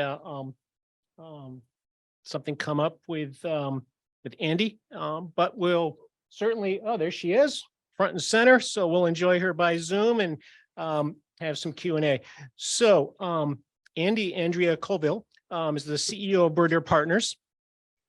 who's going to talk to us about relevance. Broader Partners is a global public relations agency headquartered here in Boston. She's led the firm since 1999, steered the agency's emergence as a global brand communications agency centered around helping clients create and sustain relevance. So subject to our topic today. Andy and her teams have worked for many clients across various market sectors, include Beijing, Federated, Hermes, Sanofi, FM Global, Corning, American Cancer Society, IBM, MasterCard, Philips, and many others. Andy has spoken at Harvard's Dynamic Women in Business Conference, Wharton Women in Business, Syracuse University's Newhouse School of Public Communications, Harvard's Kennedy School, UNH, Cornell, and again, many, many others. She's a mother of four, enjoys endurance sports, outdoor adventures. Fortunately, I think you're limited to home today, but welcome, Andy, and thank you for speaking to us today. Thank you so much, Peter, and thank you for accommodating my unfortunately, I have a virus, and I certainly didn't want to share it with all of you in person. So it's just great to meet everybody today. I wish I could meet you all in person, and it was just great to hear what everybody's been talking about so far, because I hope what I have to share today is a little bit about the surround sound that goes on, the contextual surround sound behind things like digital privacy and things that impact the brand at the enterprise level. We just did a very recent survey just for this talk in particular, looking at digital privacy and how consumers and employees of the enterprise actually feel about it, and how they feel about things like tracking, how they feel about security. And there's some very interesting generational differences. I think it's kind of fun to look at. I would love to just give you a quick setup on the surround sound that I think is really important as we sort of track through some of this. So the next slide, really quickly, you all alluded to this earlier. Next slide, please. If I share, maybe I can click. Okay. So I'm sorry for a little bit of a rough start here, but relevance is something we've been studying for about 15 years. I started looking at relevance and got really interested in seeing if you could parse the real drivers of behavioral change as they relate to communications. And we've done almost 25 studies on relevance, looking at how relevance is, can you find unique, insights by gender, by generation, by market sector. In a nutshell, how we look at it is we're looking at every marketing experience as reaching a human being. I think no one would disagree with that. And our research has, if you can boil it down kind of simply, there's all the empirical data points that we as human beings respond to. A lot of what we're talking about in this session today. But there's also the values, the human values you bring to an experience, you bring to an employee of an enterprise, you bring to an e-commerce experience, you bring to a retail experience. And then there's the communities that surround you, that surround me, as I'm, if I am purchasing from Coca-Cola, if I decide I want to go work for Coca-Cola. But it's both the online and the offline communities. And finally, I think someone mentioned earlier, this sensory element of relevance is truly what is the most powerful, because it is what connects a human being through their senses: sight, smell, touch, and experience. And the interesting thing to consider is how rich can that sensory experience be through digital, as compared to kind of real life. So let's keep clicking through these. I'm going to tell you a really quick setup story. I think someone mentioned earlier about, yes, we've just been through the pandemic, but a couple of other things have happened that I think are worth noting about the surround sound. One is just the incredible amount of challenge around civil discourse we still have in this country. I think someone asked a question earlier about how do you reach sort of the cohort that doesn't agree with sort of the woke culture, as they like to phrase it. And also looking at some very strong generational differences. If you look at Gen Z and how they connect with brand and their behaviors, they are distinctively different, and they are distinctively different around privacy. So if you kind of take a look at the next couple of slides, we'll just keep touching on these quickly. There's been a lot that's changed. And I'll say a couple of things. One of the things to think about when you're thinking about who is actually engaging with your brand or your enterprise is when we do our surveys, we ask people what's the greatest characteristic that they think people need to exhibit at this moment in time. And humanism and empathy are the two that came to the top. So, as we were talking earlier about growth, it's the human beings that surround growth and that growth is in benefit of. I think that is very, very important. Keep moving. If you don't mind the next slide. The one generation that got impacted the most, definitely Gen Z. We'll come back to this later, but it's important sort of data point to keep in mind. If you can keep next slide. What they care about things more on the left than they care about the things on the right now. And, if you think about a digital experience, you think about a marketing experience, they are really, mental health is, it accelerated very quickly over the last 2.5 years, and it is almost on a par with physical health at this moment in time, with all generations, but in particular with the youngest. Next slide.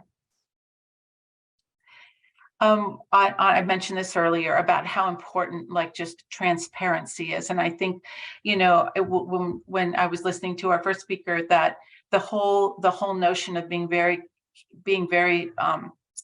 careful to be transparent, to be honest about your tracking behaviors and your marketing policies and opting in, that transparency is very, very, very important in terms of a value. Next slide. What is becoming more difficult, and it still is the fact that what is becoming more difficult right now is still having civil discussions around controversial issues. And in particular, it's tough for the Gen X male cohort. That's where we're seeing most of our research is showing most of the controversy online is happening in that particular group. And also people are struggling with getting reliable information. So as a marketer, those are two things that are going on right now that are really important to think about when you're asking people to trust your brand and your behavior. Next slide. So one of the interesting things that are going on as well as you look at communities, and you saw that community slice on the relevant slide. Communities are becoming less diverse the older we become in our American society. Gen Zs and millennials tend to have the most diverse ethnic communities. They're more politically diverse.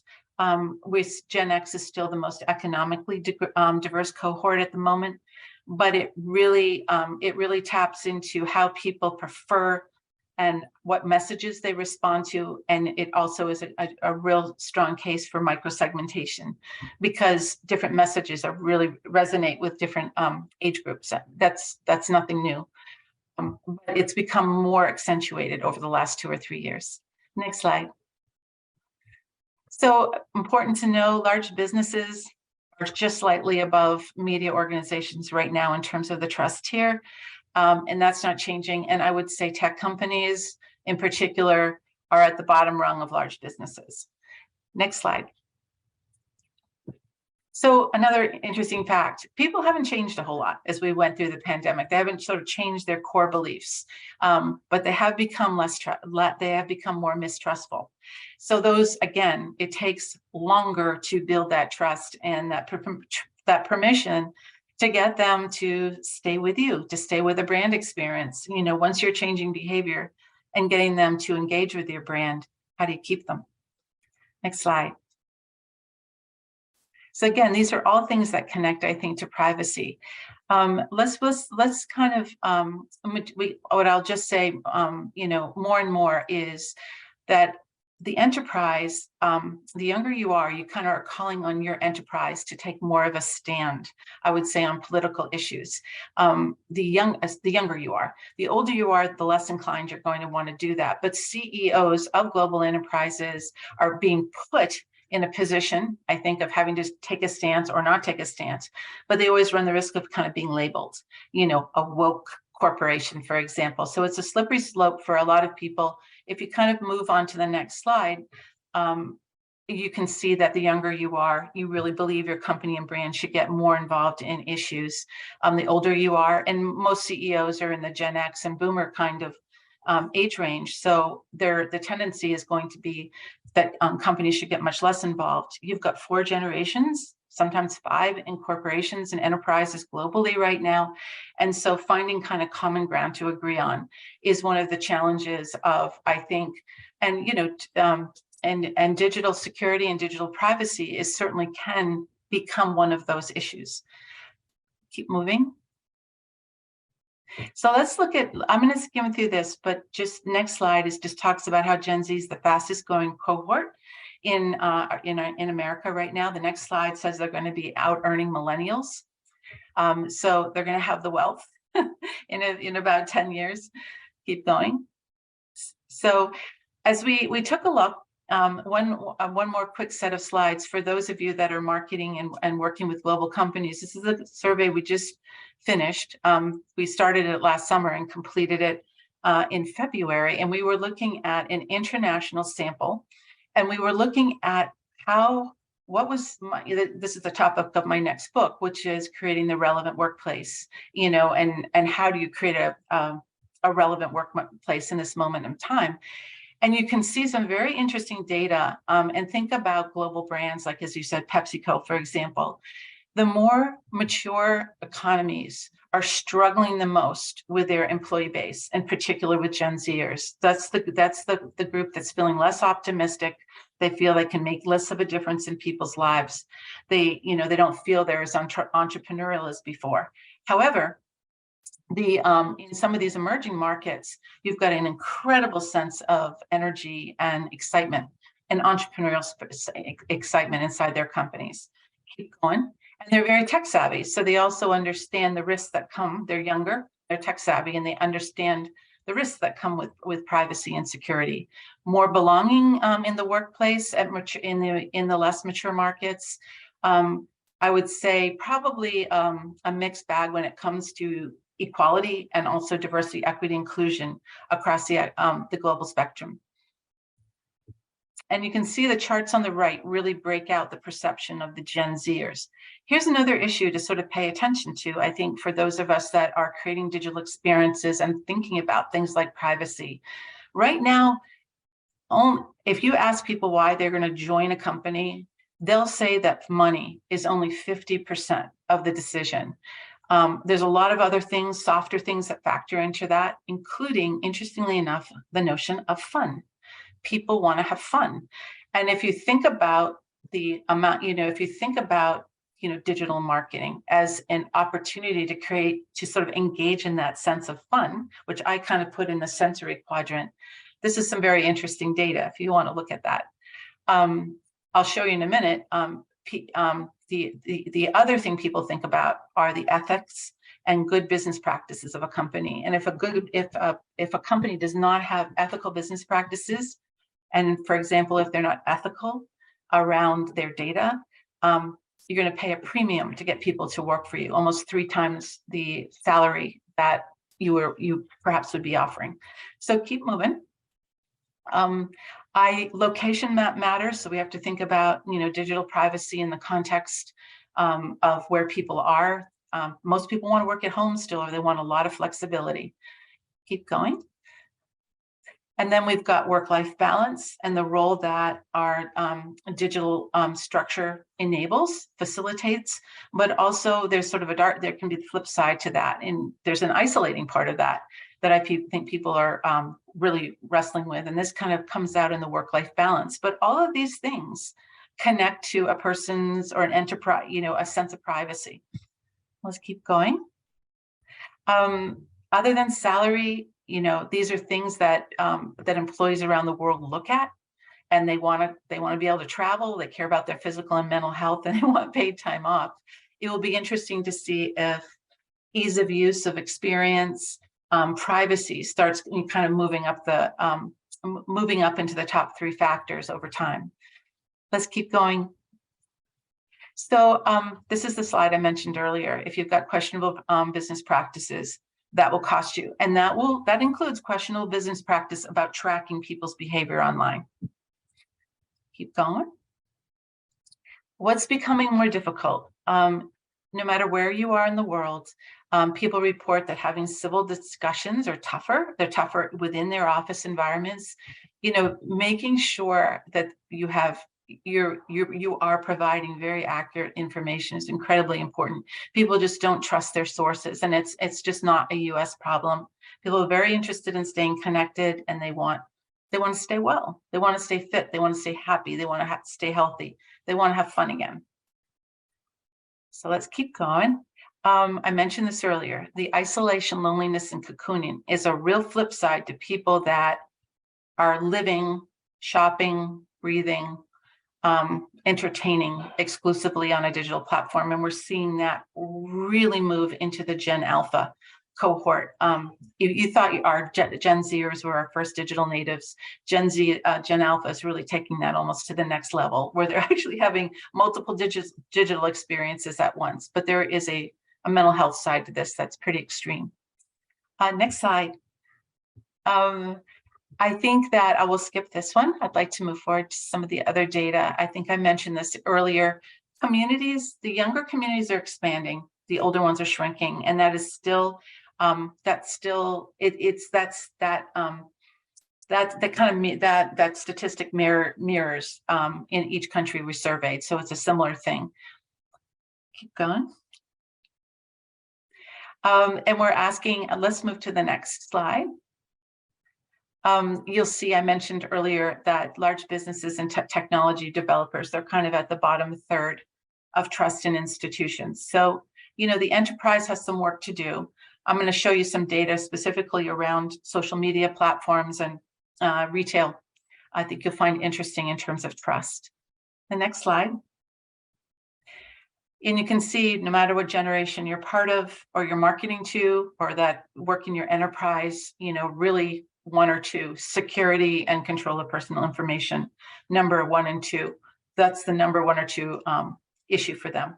Now let's move into this fresh data, this new data. There's about 5 slides here, and then we can move into any questions you have or talk about how it correlates.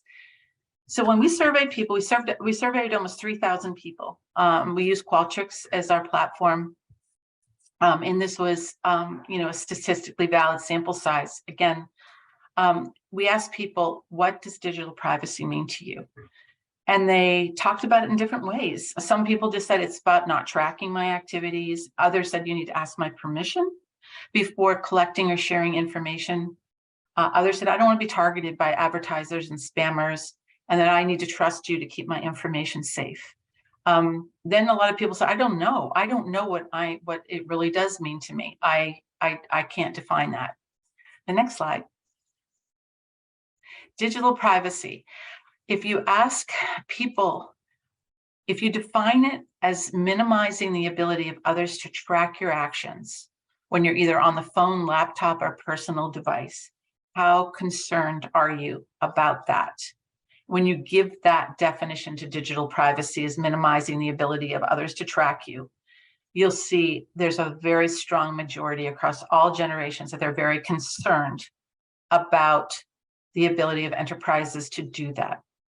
And so that's a significant number. And I think that's something we really have to pay attention to, especially in the surround sound, when you're thinking about other things like reliable information, mental health. Digital privacy is a mental health. You could make an argument it correlates. So I think this is a very important slide. The next one. Okay, so, but I mentioned earlier at the beginning of this talk, there are differences among generations. And so we asked people about specific tracking activities, and we broke, those down on the left-hand side, that, in particular, people are less worried about. When you look at the right-hand side, and I'll come back to the worry side in a second, younger generations tend to accept tracking activity, like, for example, by search engines. They accept that as just something that's par for the course. They've grown up. They say, okay, it's making my experience easier, my shopping easier. I'm getting served information that I find interesting to me. It's particularly relevant to me. The older you are, the more we don't see a lot of value in being tracked, and you kind of, you definitely resent it.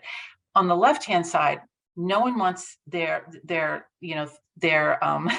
no one wants to be listened to at home. No one wants to be tracked wherever they're going, and no one wants their companies tracking them. So those are three things on the left-hand side that everybody pretty much agrees with. Next slide. Two important points. Older generations tend to focus on like more general privacy, and all those things I had listed on the last slide cover a lot of things that would be part of general privacy. But the one thing that no matter how old you are, you don't accept, it is people are worried about data security when it comes to financial health, their financials and their health. So information being vulnerable to like hackers or identity theft is a no-go for any cohort. And then the next slide. If you take a look at brands, and this is the slide I was mentioning earlier about which brands are least trusted or most trusted in terms of digital privacy, you've got the two social networking, TikTok and Facebook, they scored the poorest. Search and retail did the best. And they're the one group that gave search and retail the poorest scores were Gen X. And it's just interesting, they're the group that's most likely to challenge opinion online as well. So I think they're kind of an obstreperous group. And then the next slide, I'll just close with a couple of slides from one of our clients is Ping Identity. They've just conducted a global survey as well, and they were really looking at the relationship between ease of use and being control of data. And you'll see that people in general across the world just don't feel that it's not really possible to be totally in control of your data. A little less than half have experienced fraud, but if they have experienced fraud, they're going to be really much more interested in like multi-factor authentication and new ways of logging in and new technologies. And then the final and last slide talks about you're seeing a real uptick in acceptance around things like digital identity cards or digital ID cards, as long as it's not on the cloud. But ease of use is really important. They're sort of expecting that, that convergence of ease of use and protection. And that's it. So I just find that this topic is so interesting when you look at digital privacy and you look at the enterprise and you look at digital marketing in terms of relevance, and you can see how many factors kind of overlap with it. And I think it's going to become much more of a value within organizations as well as in future surveys. So thank you for your time. Thank you so much. Regarding our pivot to Zoom, and thank you, you did a great job on Zoom. Originally, we had planned to have a little bit of a panel discussion, but we won't do that. We just maybe ask Q&A unless Barb, anything to add or ask to Andy? Andy, thanks. Thank you for the talk. I'm curious about whether you saw in the word cloud the definition of privacy vary across the different cohorts in your sample? Yes, yeah, we did. And that was the point I was trying to make, is that some people can't define it. And we saw older people associated with certain definitions and younger ones. Yes. Tracking was sort of like excessive tracking was much more of a no with older generations. Okay. Was there a difference in that by region of the world, or were you just looking at US data? I wasn't clear if that was. I was looking at US data for this latest survey. Yes, those last several slides are all US. Yeah, I'm interested in whether, Europe and Asia in particular, if they have different perspectives on privacy than the US does. I read that, we're more flexible than they are. So what have you found? That's a great question. They're also going back to work faster than the US is as well, into the workplace. Not that we're not all going back to work, but they're in the workplace as well as Asian businesses. It seems somewhat contradictory that the Gen Z cohort valued honesty more over, post-COVID, but yet they're more trusting when it comes to privacy on social media. Do you have any thoughts about that? I think they mean things like being honesty about honoring your pledges around climate change, or if older generations say they're going to do something, they do it. I think they grew up, they're digital natives, so they expect a certain level of just tracking as part of that. That doesn't frighten them. But what they don't want to see is they don't want to be hacked, you know. And you know, the interesting thing about Gen Zers too is they'll vote by sharing information. They're not as likely to criticize the brand and just go out and you know, take it on like maybe an Xer would, but they will share information that they want to be affiliated with, and they kind of do it through the power of persuasion. So we have a question online about the difference between your survey research, or how do you feel about, you know, survey research answers versus actual behavior in the marketplace? Have you thought about testing that or testing the results that you've had here? Yeah, we do a lot of focus groups too with the surveys. We do both qualitative and quantitative research in our surveys. Yeah, my question was a little different than that. I mean, survey research is really quite well known in these areas to have a big difference between what people say and how they actually believe and do. And I'm interested in your methodologies, how you try to overcome that. I do a lot of individual qualitative interviews, and I'm also looking at I look a lot. One of the reasons that we picked relevance as, you know, a really important, I think probably, you know, it's a word that's used a lot, and it's kind of a word that's been used for a long time, but I think it has particular meaning when you're trying to look at, are there any attributes of the human experience that come at you through a marketing experience that drive behavioral change? And a lot of that can be tested and discussed more accurately on a one-on-one basis. So we do a lot of general surveying, as you'll see through this Qualtrics methodology. We're not a consumer, like, you know, like we don't do consumer tracking, like, you know, going and living with people in their homes and figure out how they're using their electronic devices. But we do very small focus groups. And we look at their patterns of behavior, patterns of giving, patterns of adoption. We do a lot of work, for example, in higher ed, and look at high, you know, at major donors. So we're gathering information in very small qualitative groups to supplement our surveys. So is there real data that shows how people, I'll call it, respond in these surveys, is reflected in how much they give, to whom they give? That quantitative data that links that? Yep. I'll be guilty here of asking you to speculate, but one thing that strikes me when you see the different behaviors by Gen Z is, you know, one part of that could just be that young people are more or less careful about their data or just value privacy less. Another explanation could be that they're digital natives. They grew up with these technology. They don't believe that it will hurt them. So I'm guess what do you think is going to happen, you know, 10, 20 years down the line? Do you think that privacy concerns are going to decrease as digital natives age, or do you think that something is, yeah, just basically it's just young people are less careful? Oh, yeah. You know, it's, you know, sometimes privacy takes on a different meaning the more you have to lose. So as you accumulate assets also in your life, you know, I think you get more, you know, if you have more to lose, both in terms of financially or, you know, you are obviously going to be more protective about. I think there's an element of that. I think probably the Gen Zers of today that grow up and 10 years from now will be more comfortable than, you know, they're, you know, even older millennials are. But I think will be more important as they mature, they'll become more conservative about it. I would project that. Because I think a third hypothesis is that they just value the personalization more than the older generations do, or they see the value of that, or that somehow resonates with them more. So I don't know if that's something you've thought about. That's a great point. Okay, well, great. Andy, thank you so much. You're And so thank you welcome. for making extra effort to come in via Zoom.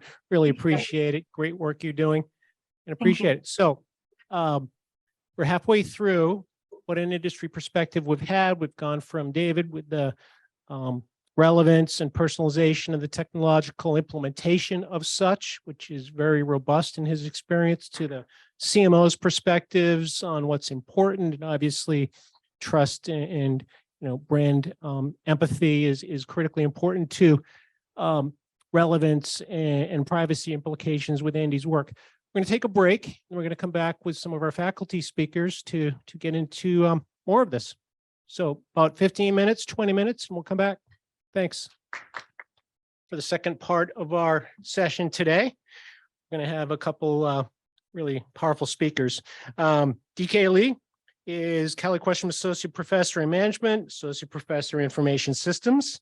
DK studies the responsible application development and impact of AI in digital consumer and e-commerce analytics with a focus on text data. His work has been published in journals and conferences, including Management Science, Information Systems Research, MISQ, Journal of Marketing Research, and many, many more. His work is supported by organizations such as Adobe, Bosch Institute, Google Cloud, Marketing Science Institute, McKinsey and Company, NVIDIA, and the NET Institute. He holds a bachelor's degree in computer science from Columbia with a machine learning focus. Very cool. Master's in stats from Yale and a PhD in Operation Information Decisions Department of the Wharton School. Before academia, TK actually found time for 4 startups at BlackRock as a quantitative software engineer and at Thomson Reuters as a machine learning contractor. Welcome, DA, for our second half of our session. It's all yours. Thank you. Thank you so much for having me. So today, let's see if this works. Okay. Yeah, so I'm going to take a step back and for once not talk about Gen AI and cutting edge. So I'll be talking about relevant materials to relevance and privacy. I'll be focusing mostly on relevance, and privacy. We have the star of the world in privacy research, Garrett, after this, right? All right, so I'm going to be talking about unintended consequences of AI, a personalization algorithm, rather old tech here. This is a decade plus old recommender systems that we are all familiar and know. 35% of sales on Amazon. This is old figures. Maybe it's probably more now. 35% of sales, it's attributed to recommender system. YouTube, 70% or more time spent on YouTube attributed to recommender system. And Netflix, about 80% of viewing hours. And 2016, that's again, a long time ago, Netflix estimated that Rexis or recommender system is worth about $1 billion or more per year.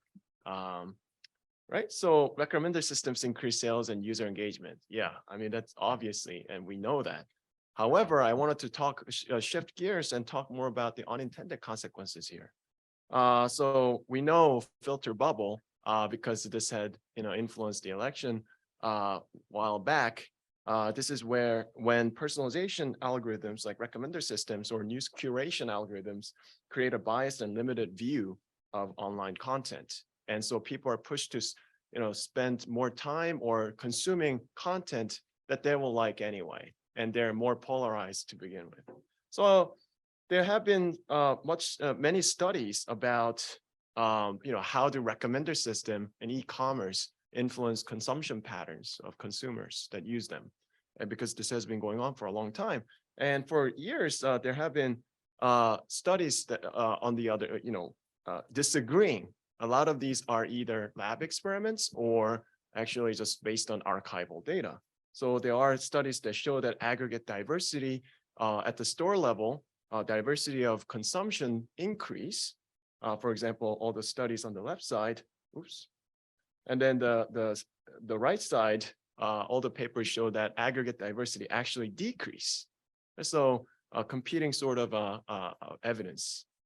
None of these were field experiments. So before I talk about some of the experiments that I ran, why should firms care? Because on the marketing side, consumption behavior has been shown to influence retention, customer lifetime value, and other metrics. For information systems, it's a platform design. So that, again, changes the bottom line as well as consumer retention. And in operations management perspective, product variety or inventory implication is pretty high. For example, depending on how, how high how many inventory SKUs you have to keep track of, that changes the cost and everything. So the question that I asked here is, how do personalized recommenders affect sales diversity?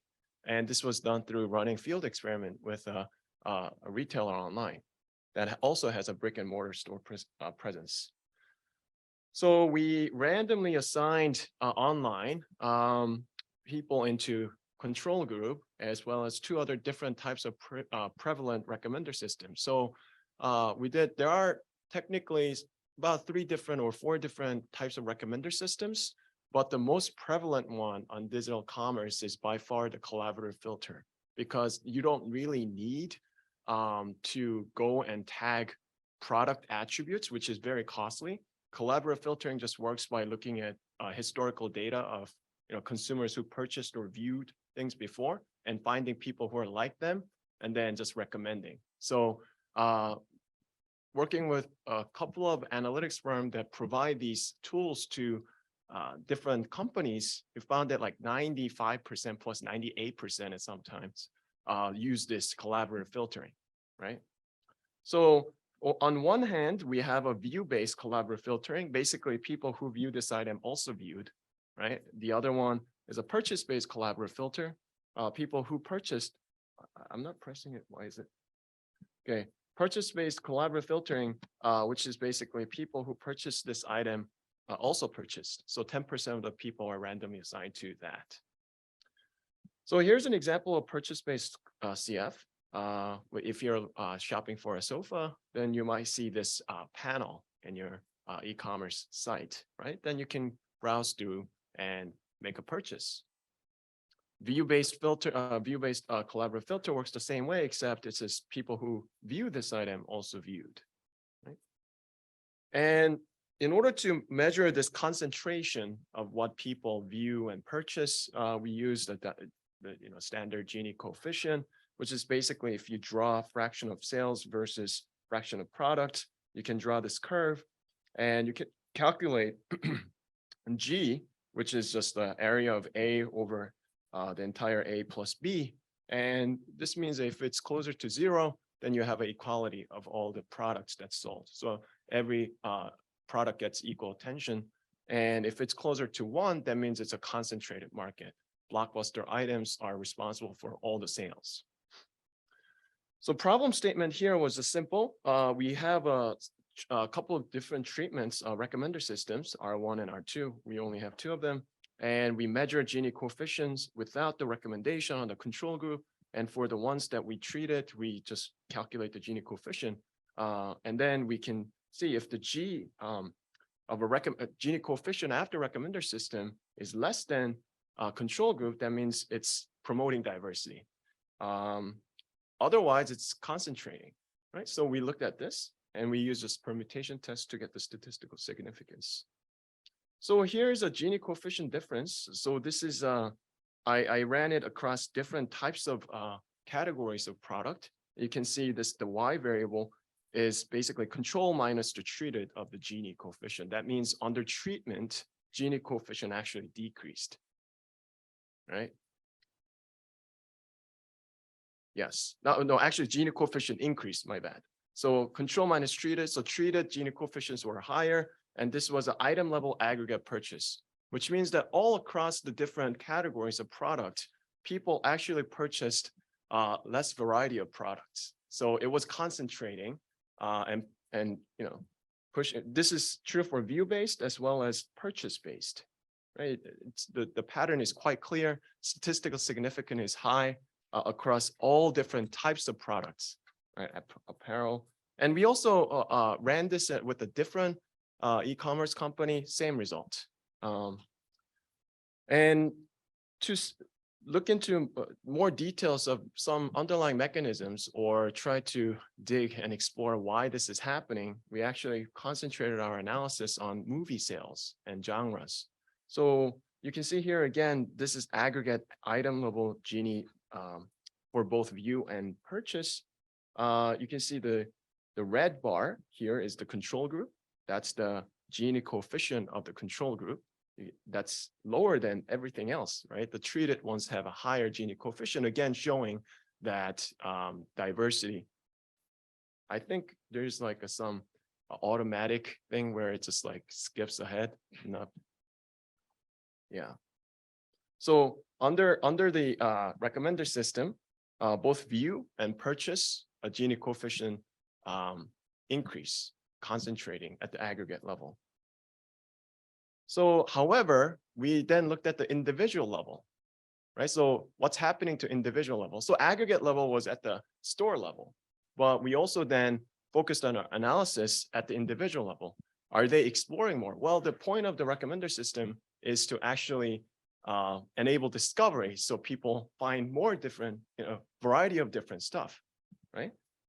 When we looked at the individual item level Gini coefficient for both view and purchase, in fact, statistically significantly, people started, exploring more. The Gini coefficient decreased, which means that they were actually exploring more, viewing and purchasing more variety of different products. So how could this be? So aggregate level diversity diversity decreased, but individual level decreased. Yeah. So yes, indeed. So what's happening?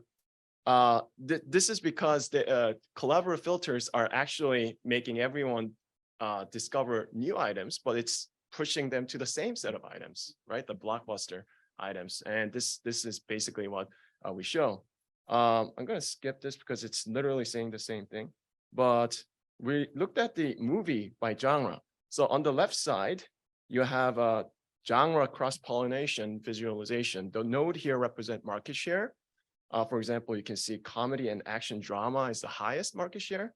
And then the edges between them basically represent cross-purchase. So if it's thick, that means more users bought both drama and action, right? On the right-hand side, we drew the same thing for people under the purchase-based collaborative filter. And first thing you can see here is that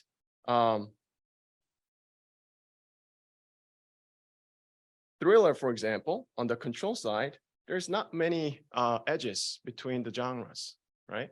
But on the right side, you can see now people who watch thriller movies start watching all kinds of different genres, right? So they are exploring more. But you can also see the comedy market share has increased out of proportion. And when we did further analysis, what was happening was that people were getting introduced to comedy. So they would then explore into comedy, which then gets, introduce all the individuals to different set of genres, right? So you can see market share is increased statistically significantly for collaborative filter for top blockbuster genres like comedy, drama, actions. They get all the views, they get more views. In fact, one of the original goal of recommender system was to enable niche item market discovery, right? But it had the opposite effect. The niche item actually lost market share under the collaborative filters. And this pattern had been repeated and tested on different types of products and different e-commerce websites. The line here represents the number of people. It's proportional. The thickness is proportional to the number of people who cross-purchase. Basically, if there's a line between drama and action, that means there are people who purchase both drama and action. So you can see it's gotten dense too. So there is a lot more cross-pollination going on. So while this cross-pollination is going on, so individually we think, yeah, recommender system introduced me to these cool things. Well, if you now aggregate all of them, we are getting recommended to top things. All of us getting recommended to top same things. And this is what's happening. Yeah. So the conclusion here is that collaborative filters. So mind you, this is just one type of recommender system. And also I studied this because this is the most prevalent one. Of course, there are now tools. It has existed. The tools to actually increase diversity has existed, but still the number of websites and companies using them abysmally small. So I just wanted to, Business of selling movies, and see if I get it right. So I could actually pay for and buy fewer movies. But if I had a good recommendation system, my individual users would think or feel or actually have more diversity.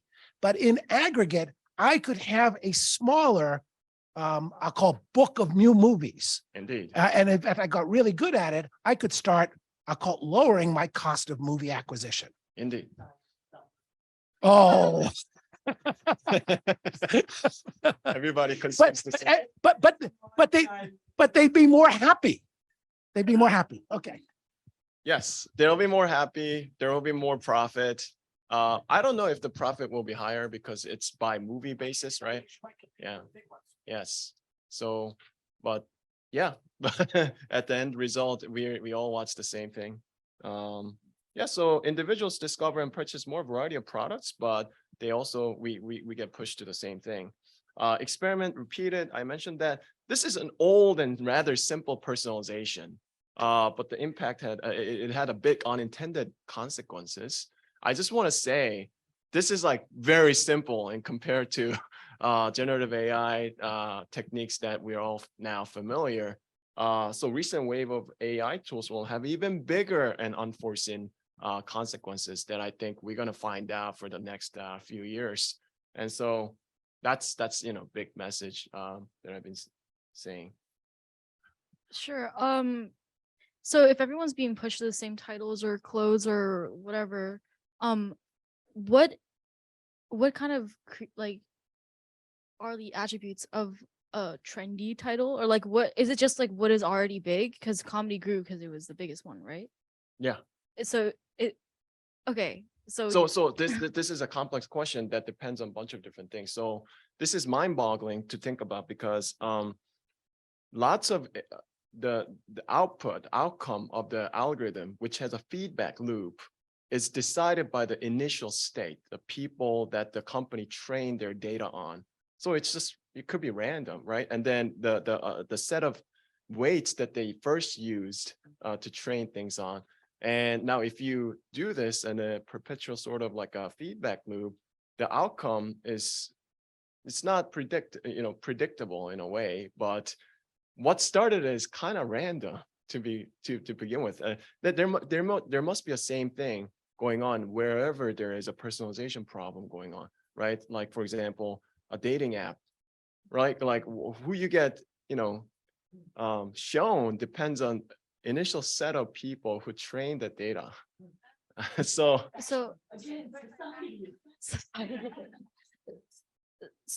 you're saying like because the machine was trained on the first set of data, which says that a lot of people like comedy, so it starts suggesting comedy to more people. Yeah, this algorithm works that way, and a lot of algorithms is this, work that.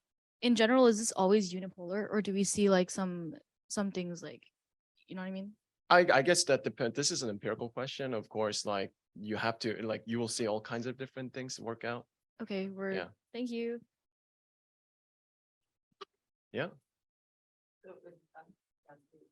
Could you say a little more about your mind experiment into what the new tools of AI, how it exacerbates this problem? Like you said on the project slide, be wary. Be very wary. Yeah, what are you thinking?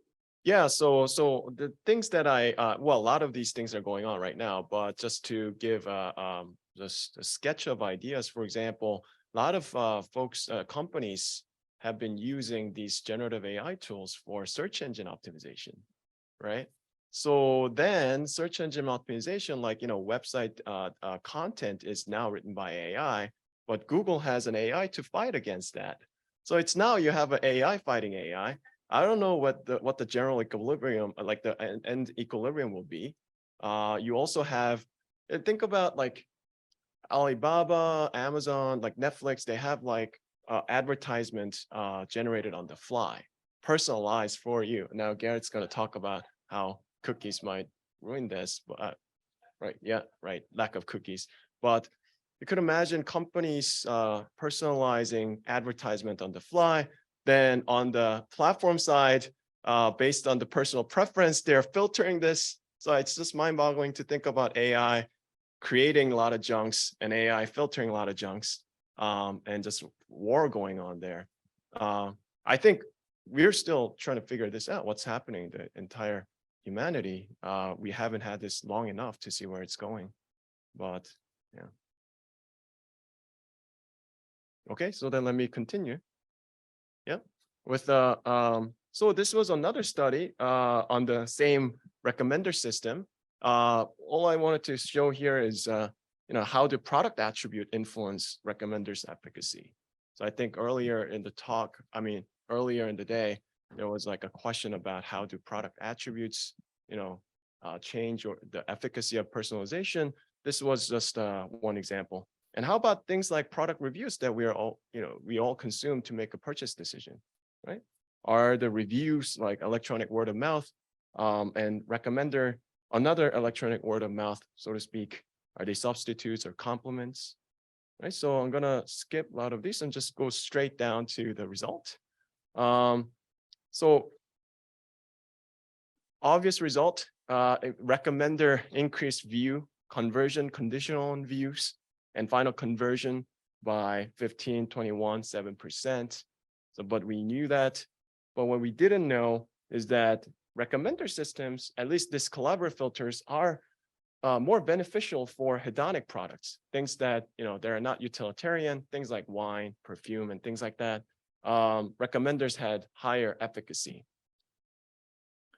We also show that average rating, the average rating, the star rating out of 5, and recommenders are complements for views. That means it makes sense. If you see a high average rating and you see also recommender systems recommending it to you, people are going to click more, right? However, there are substitutes when the conversion time comes, which means that people are more willing to buy products, even though it's rated lower, if the recommender recommended it to you. So there are many reasons for this, because the people believe that, well, the average rating, I'm unlike the other people, maybe recommender knows me, so I'm gonna just go ahead and purchase it, right? We also quantify the use of recommenders had an equivalent effect of adding about 1.4 average star rating, so out of 5. So that's pretty high.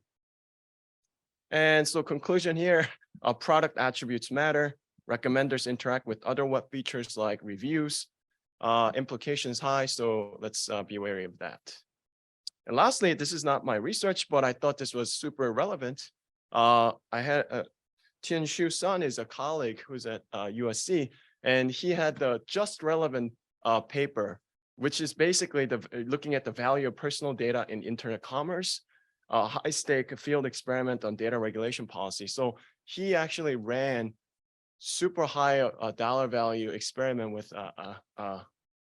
yeah, I guess I don't have to, like, it says Alibaba. Yes, I don't have to, I guess I didn't know, like, if he wanted me to reveal or not. So yeah, so he ran an incredible field experiment with Alibaba, just getting at this question: how do efficacy of recommenders decrease if you limit the amount of personal data usage? So I'm just gonna again just go. We knew it's gonna make it worse, right? But by how much? So he quantified that. So without the use of personal data, the recommendation concentrate on a small subset of item and cover less variety of items.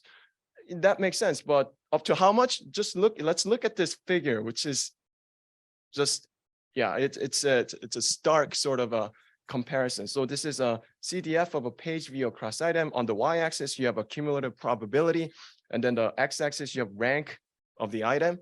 So what this means is that top 1,000 items received almost 90% of all exposure under the situation where you cannot use personal data to recommend, right? So people are, again, concentrating on top 1,000 items. And the difference is just very stark, right? So treatment group covers only about 280,000 items. Control group, which, the recommender system had a full access to personal data, are exploring over 4 million items. 14 times more, right? So the impact of personal data is quite huge. And also it had an impact. Obviously, if the recommender systems don't work well, the conversion will be decreased. And he measured that as well. The GMV per user dropped by 81%, and the number of transactions dropped by 86%. So that's a pretty big impact right there. If your recommender system doesn't have personalized data, you're going to have a bad time, and very bad time. And that's all I have for today. Thank you. Yeah, I like the result on, the difference between hedonic and utilitarian products, where you found that hedonic products, recommender systems are more effective at conversion. A possible extension might be to look at product returns, where for utilitarian products, it's easier to assess fit with the consumer. But for hedonic, maybe you don't know if it's a right match for your taste, your preferences. So maybe you can look at our recommended products with higher versus lower ratings, what is likely to be the returns associated with that, and related to sort of the uncertainty with choice. I don't know if anybody's looked at it, but it seems like a nice logical extension, given that product returns are a big, problem for retailers. Yeah, I think that's a really fantastic idea. We can work on it. I have a paper on returns, so happy to talk later about it. Oh, that sounds great. Yeah. Okay. Our last speaker, last but not least, Garrett Johnson, Assistant Professor of Marketing. Professor Johnson works with big companies, including Google and Yahoo, to answer tough questions with internet scale data. He examines online display advertising's effect on privacy issues, using large-scale experiments to measure how and how much ads work. His privacy research quantifies the value of online behavioral targeting to industry and considers the impact of policy and self-regulatory approaches. Garrett has been awarded the Paul Green Award, has been a finalist for both the John D.C. Little Award and the Gary Lillen Marketing Science Practice Prize. He's also been a member of the Web Standards Association, W3C Business Group, discussing post-cookie privacy since 2020. Welcome, Garrett. Great. So I study online display advertising, and it's kind of the enfant terrible in the public square of marketing. Today we've been talking about how much marketers love personalization, but the flip side of this and how regulators think about it is privacy violations. So what's really exciting is that there's a move in this industry to repave or remake the foundations of this industry on technologies that protect consumer privacy. And somehow we're going to get there in the next year. So this is like a huge, huge thing. We haven't really talked much about it today. So I'll use my time to talk a bit about this from beginning to end. So first of all, I want to kind of give a sense of where we're starting from in the status quo, using identifiers. What is the value? What do they do? Then think about what advertising looks like without cookies. And just even think from a high level view, is it possible for privacy and modern advertising to coexist? Then I want to quickly go through these proposals to replace cookies called the Privacy Sandbox. We could spend a whole 30 minutes about that. And then end with some thoughts about the adjustments that marketers are going to have to make. So we'll start with the value of cookies and the status quo. So what cookies are is just a synonymous number that allows marketers to have a sense of who you are across websites. And there's analogous things in the mobile infrastructure, in the mobile world to look at who you are across apps. So it's just identity. And if you have identity, this is extremely useful for digital marketers. It powers the ability to target, so to show you ads based on your interest inferred from the pages you've browsed in the past, to do retargeted advertising for that pair of socks from Macy's that they really want to sell you, and even to do really basic things like make sure that you don't see too many ads and count the number of people that have seen ads. Now, the second thing is kind of the key differentiator between traditional advertising and digital advertising, which is the ability to measure. So to connect eyeballs to wallets, see who sees ads, and then subsequently purchases. And we've been so spoiled that we've been able to do like cross-site attribution to get some sense of across different channels, what is working the most. And you put these things together with the ability to have automation, you just get a really powerful technology that's able to optimize campaigns. And we saw this a lot with David's presentation. So to try to quantify the value that's being created here, ad identity, so having cookies, increases ad revenue by a factor of about 2 or 3. So this is huge. This is, what we've been talking about today, and this is a powerful market force to kind of bring us back to these sorts of technologies. So where does this number come from? There's been a bunch of research on this. Myself, we've done some research showing that when you don't have cookies, ad prices fall 52%. Google ran an experiment with their data. They also found that ad prices fall 52%. And one thing I'm pretty proud of is that when Google announced the privacy sandbox and replacing cookies with other technologies, they cited their research and our own research for the importance of these technologies. So then let's start to think about like, what does advertising look like without cookies? And this is something that we don't have to imagine because, we're kind of already here. Poor gingerbread man there. So Firefox and Safari have already blocking third-party cookies. They've been doing that for a while. And Chrome has said that they're going to get rid of cookies in mid-2024. So again, that's like basically a year away. They pushed this deadline down the road a couple of times, but I think eventually this deadline is going to catch up with us. So what replaces cookies? Well, I think of advertising as basically having 4 tent poles in a cookieless world. So the first would be contextual advertising. So if you're on a finance website, we're going to show you finance-related ads. Very good, unless you're showing, important ads about like Afghanistan. Probably not a lot of ads for Afghanistani tourism to fund that. The second thing is sign-in. So you've probably noticed when you browse the internet that more and more websites are asking you to sign in. And that's because if you sign in on one website and on another, it's possible to link your identity through your email address rather than a cookie. So, this is a manifestation of that powerful economic force of advertisers really want identifiers and publishers really want to make money from their inventory. How do we end up there? With sign-ins. The third thing is walled gardens. So these are the Googles and Facebooks of the world that suck up more than 50% of all digital advertising spending.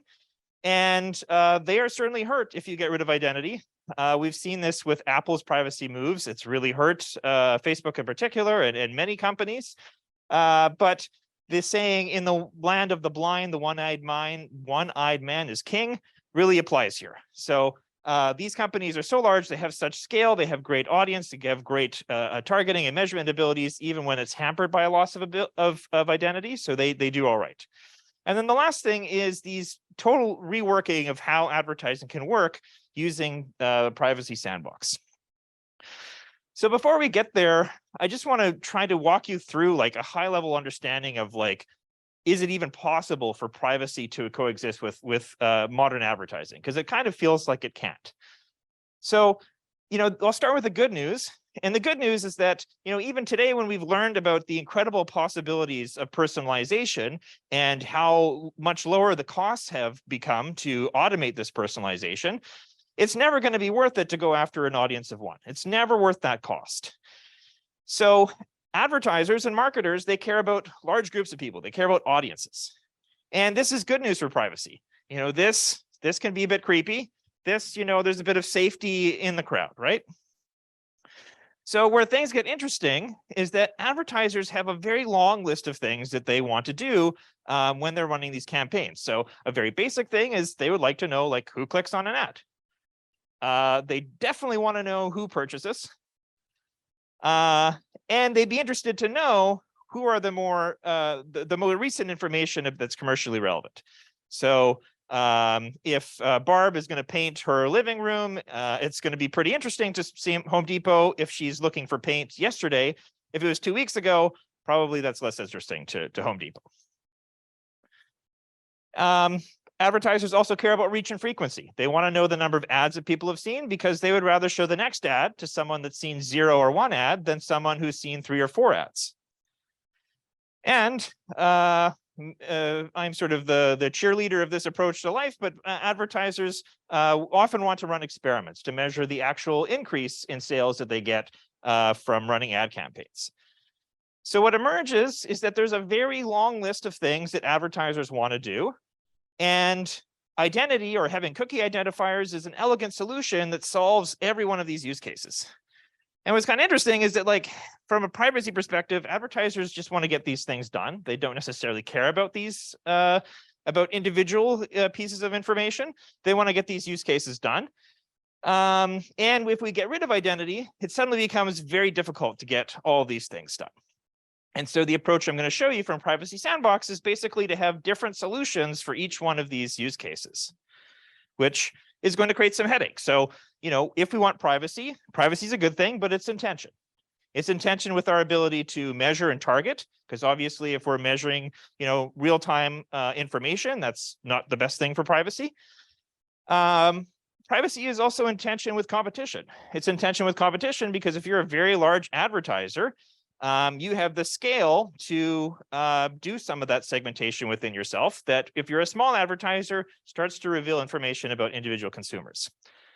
And I think, if you have a headache now, just wait for a couple of slides. This stuff is complex.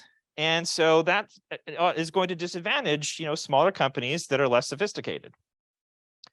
And the last thing that privacy is in tension with is the solutions to improve privacy have two flavors. Basically, you decentralize all the information on people's devices, or you centralize all the information in some trusted black box that we trust to get this work done for us. And that's a very different way of doing things than we've done in the past. All right, so now to talk a bit about Privacy Sandbox, being an academic, I'll start with the definition, which I know we're really excited about. But this is so new, I think it's really worth digging into. So Google Chrome's Privacy Sandbox consists of multiple technologies that aim to preserve the benefits of cross-site identity in advertising or programmatic advertising, while offering superior privacy protections to the user. So the first part of this definition is that there's multiple. We don't have this one-size-fits-all solution. We have multiple technologies that separately do things like help measure, or help frequency manage, or help target advertising, or help prevent fraud protection. See that 5 times.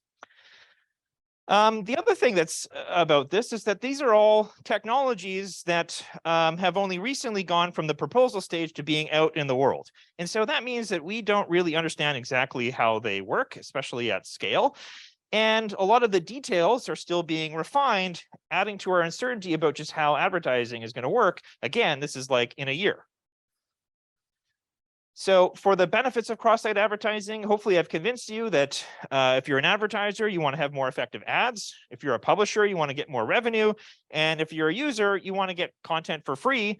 And debatably, you want to see more relevant ads. And then the last thing is almost the most interesting thing, which is privacy protection. So the privacy protection here is in a very narrow sense. It's in the sense that it's going to be basically impossible to find out that you've been on one site and then been on another website. So that is going to eliminate some of the things that we care about, some of the things that came up in the survey from Andy about, worrying about being hacked and worried about being tracked. But your ads will still be targeted based on the websites you're browsing. And so you're still going to be seeing targeted advertising. And so for many people, their experience might not change that much, and they won't have that part of their privacy concerns tended to, which is their dislike for targeted advertising, because the targeted advertising is what pays for everything else that we like. And then the last thing, maybe not surprisingly, given this is being driven by very large companies, is that the largest websites have the most information about you, and so they are kind of advantaged. All right, so if we think a little bit about what these technologies are, so the first technology is called Topics API. And basically what Topics API does is it allows for interest-based advertising. So if you visit a bunch of websites in a week, like I have a list here, then from that list of websites, the browser is going to infer that you have certain interests. So for instance, here, 3 of these websites are for hockey. And so it's going to infer that I like hockey. And then I'll be walking around the web for the next 3 weeks with a little label attached to my head saying that Garrett likes hockey. And, you know, I have some ability to opt into this. There's going to be like 300 of these different labels in order to kind of prevent that these being like sensitive. There's nothing that's sensitive about religion or race or politics or anything like that. And so this is going to help advertisers get a little bit of a sense of who you are, but it's maybe not the most useful piece of data that you can imagine. And it's being done in a very coarse way.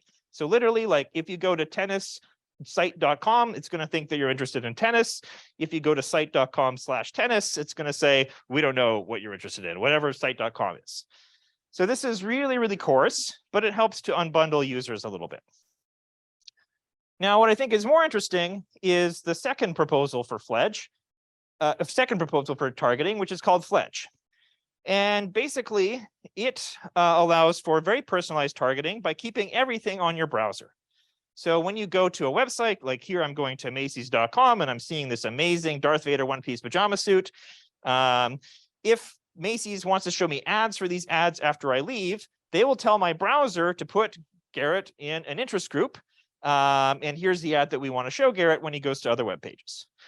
Then when I go to another website like the New York Times is going to say, hey, browser, we want you to run an auction with all of the interest groups that this person is in.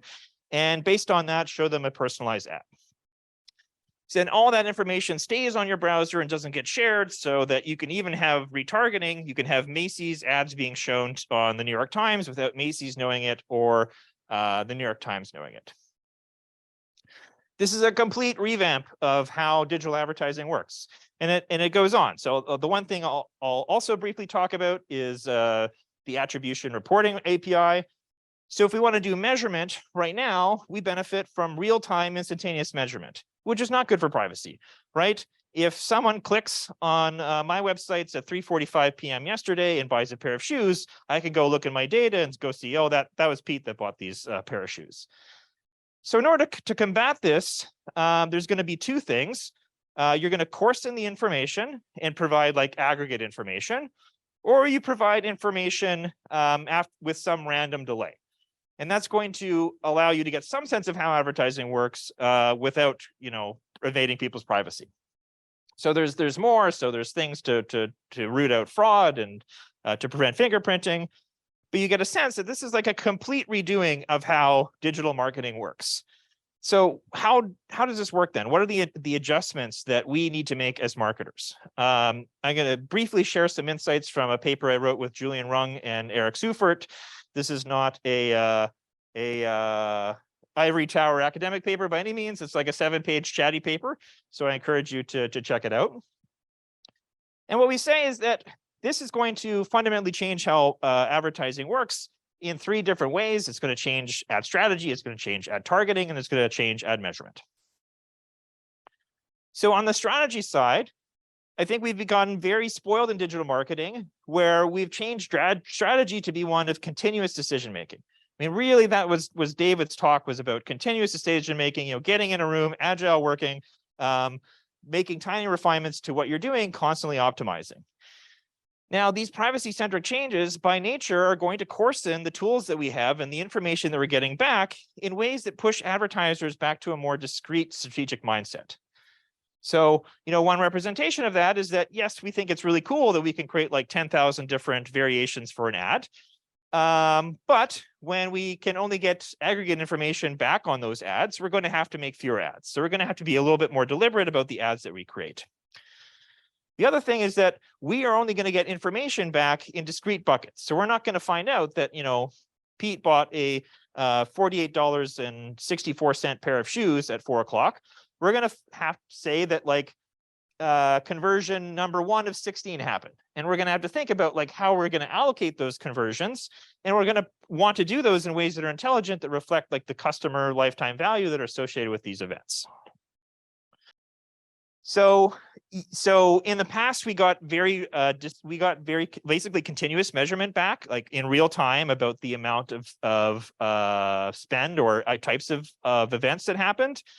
And so we can know, okay, there's a conversion that happened. It was that someone added something to a cart, that it was this value and this category, et cetera.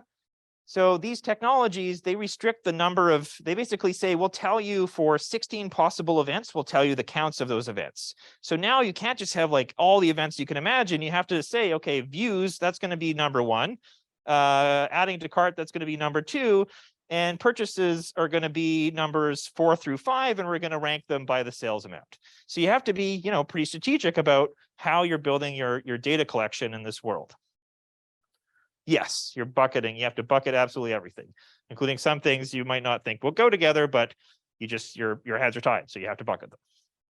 Very good question. So is the other implication, so if I think about how advertising changed when we got to know who they were. They being the consumer? The consumer. Us. Or the customer. Yeah, okay. B2B customer. It changed because of being able to, I'll call it sub-segment or even segment to one. But it also changed because we could change messages and the whole package based on where they are in the journey. That was the other big change.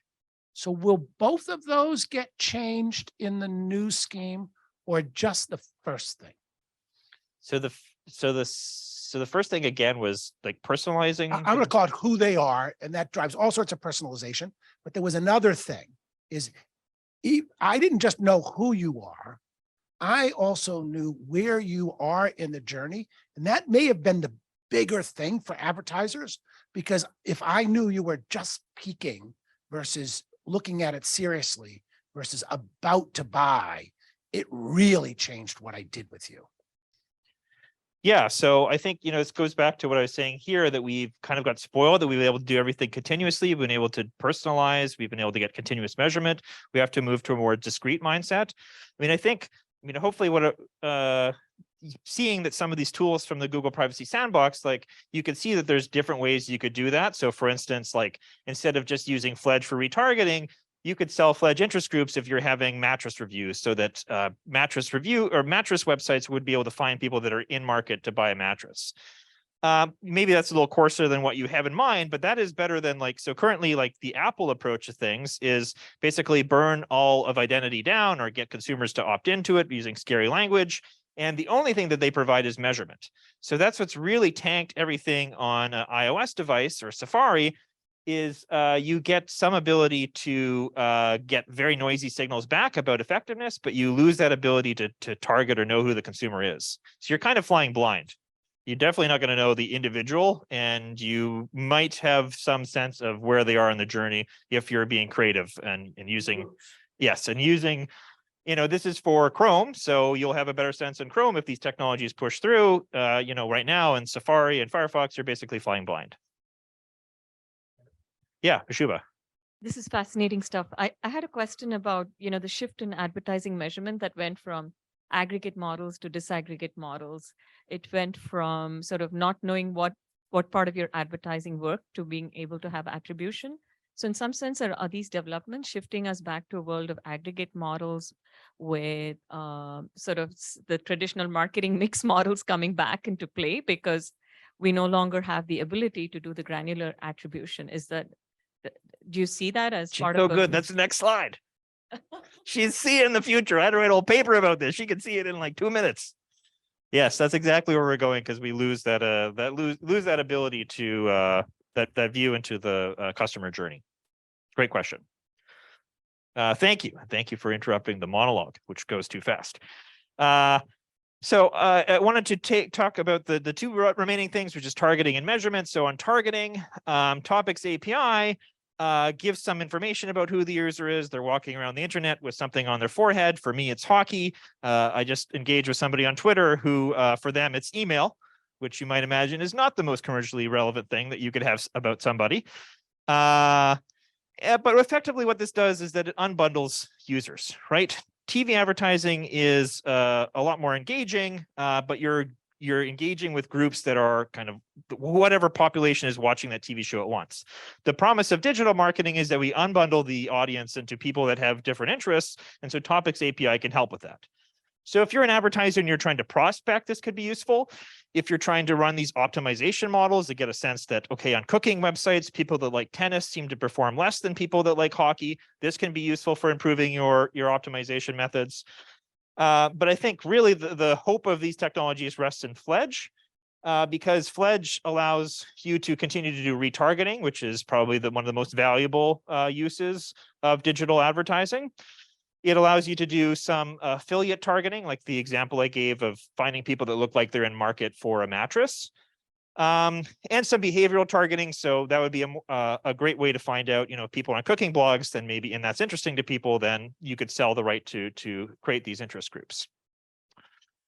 So some good news here, because maybe this kind of move to a more discrete mindset feels like bad news. But one challenge with the status quo is that, yes, we have all this data, but a good amount of it seems to be pretty poor quality. So retargeting is pretty easy for us to do and not screw up, but like finding, that someone is a man or a woman or interested in a car or not, that tends to be not very good quality data. I know when I look up my own data, I'm a man, I'm a woman, I'm young, I'm old. I feel like I'm singing a pop song. So this has some opportunity to improve the transparency and the quality of this data. And so the last thing then is what happens to measurement. So we have been spoiled in digital marketing. We've had this cross-channel attribution modeling that gives us some sense of from seeing the consumer's entire journey, what role was social advertising and display advertising and search advertising playing when someone ultimately bought a television. So when we move away from that really real-time information to a more coarse world, we get, as Shubha says, a return to media mix modeling that uses aggregation either by time or by market or by channel. And that is a real challenge for advertisers, because often their decisions to advertise over time is correlated with things like having a sale or being in higher sale periods, which can make these models biased. And so you want to do some validation using experiments or using panels of consenting users. So, and I guess I'll say the one last thing, and the last bullet here too, is that you have more of these measurements go more into silos rather than a holistic view of the consumer. All right, so in sum here, if you're digital marketing, you have this asteroid that's pointing at your planet that really threatens to change your way of doing business. And if you're living on planet Apple, that asteroid's already hit. On planet Google, we have a little bit more time to prepare.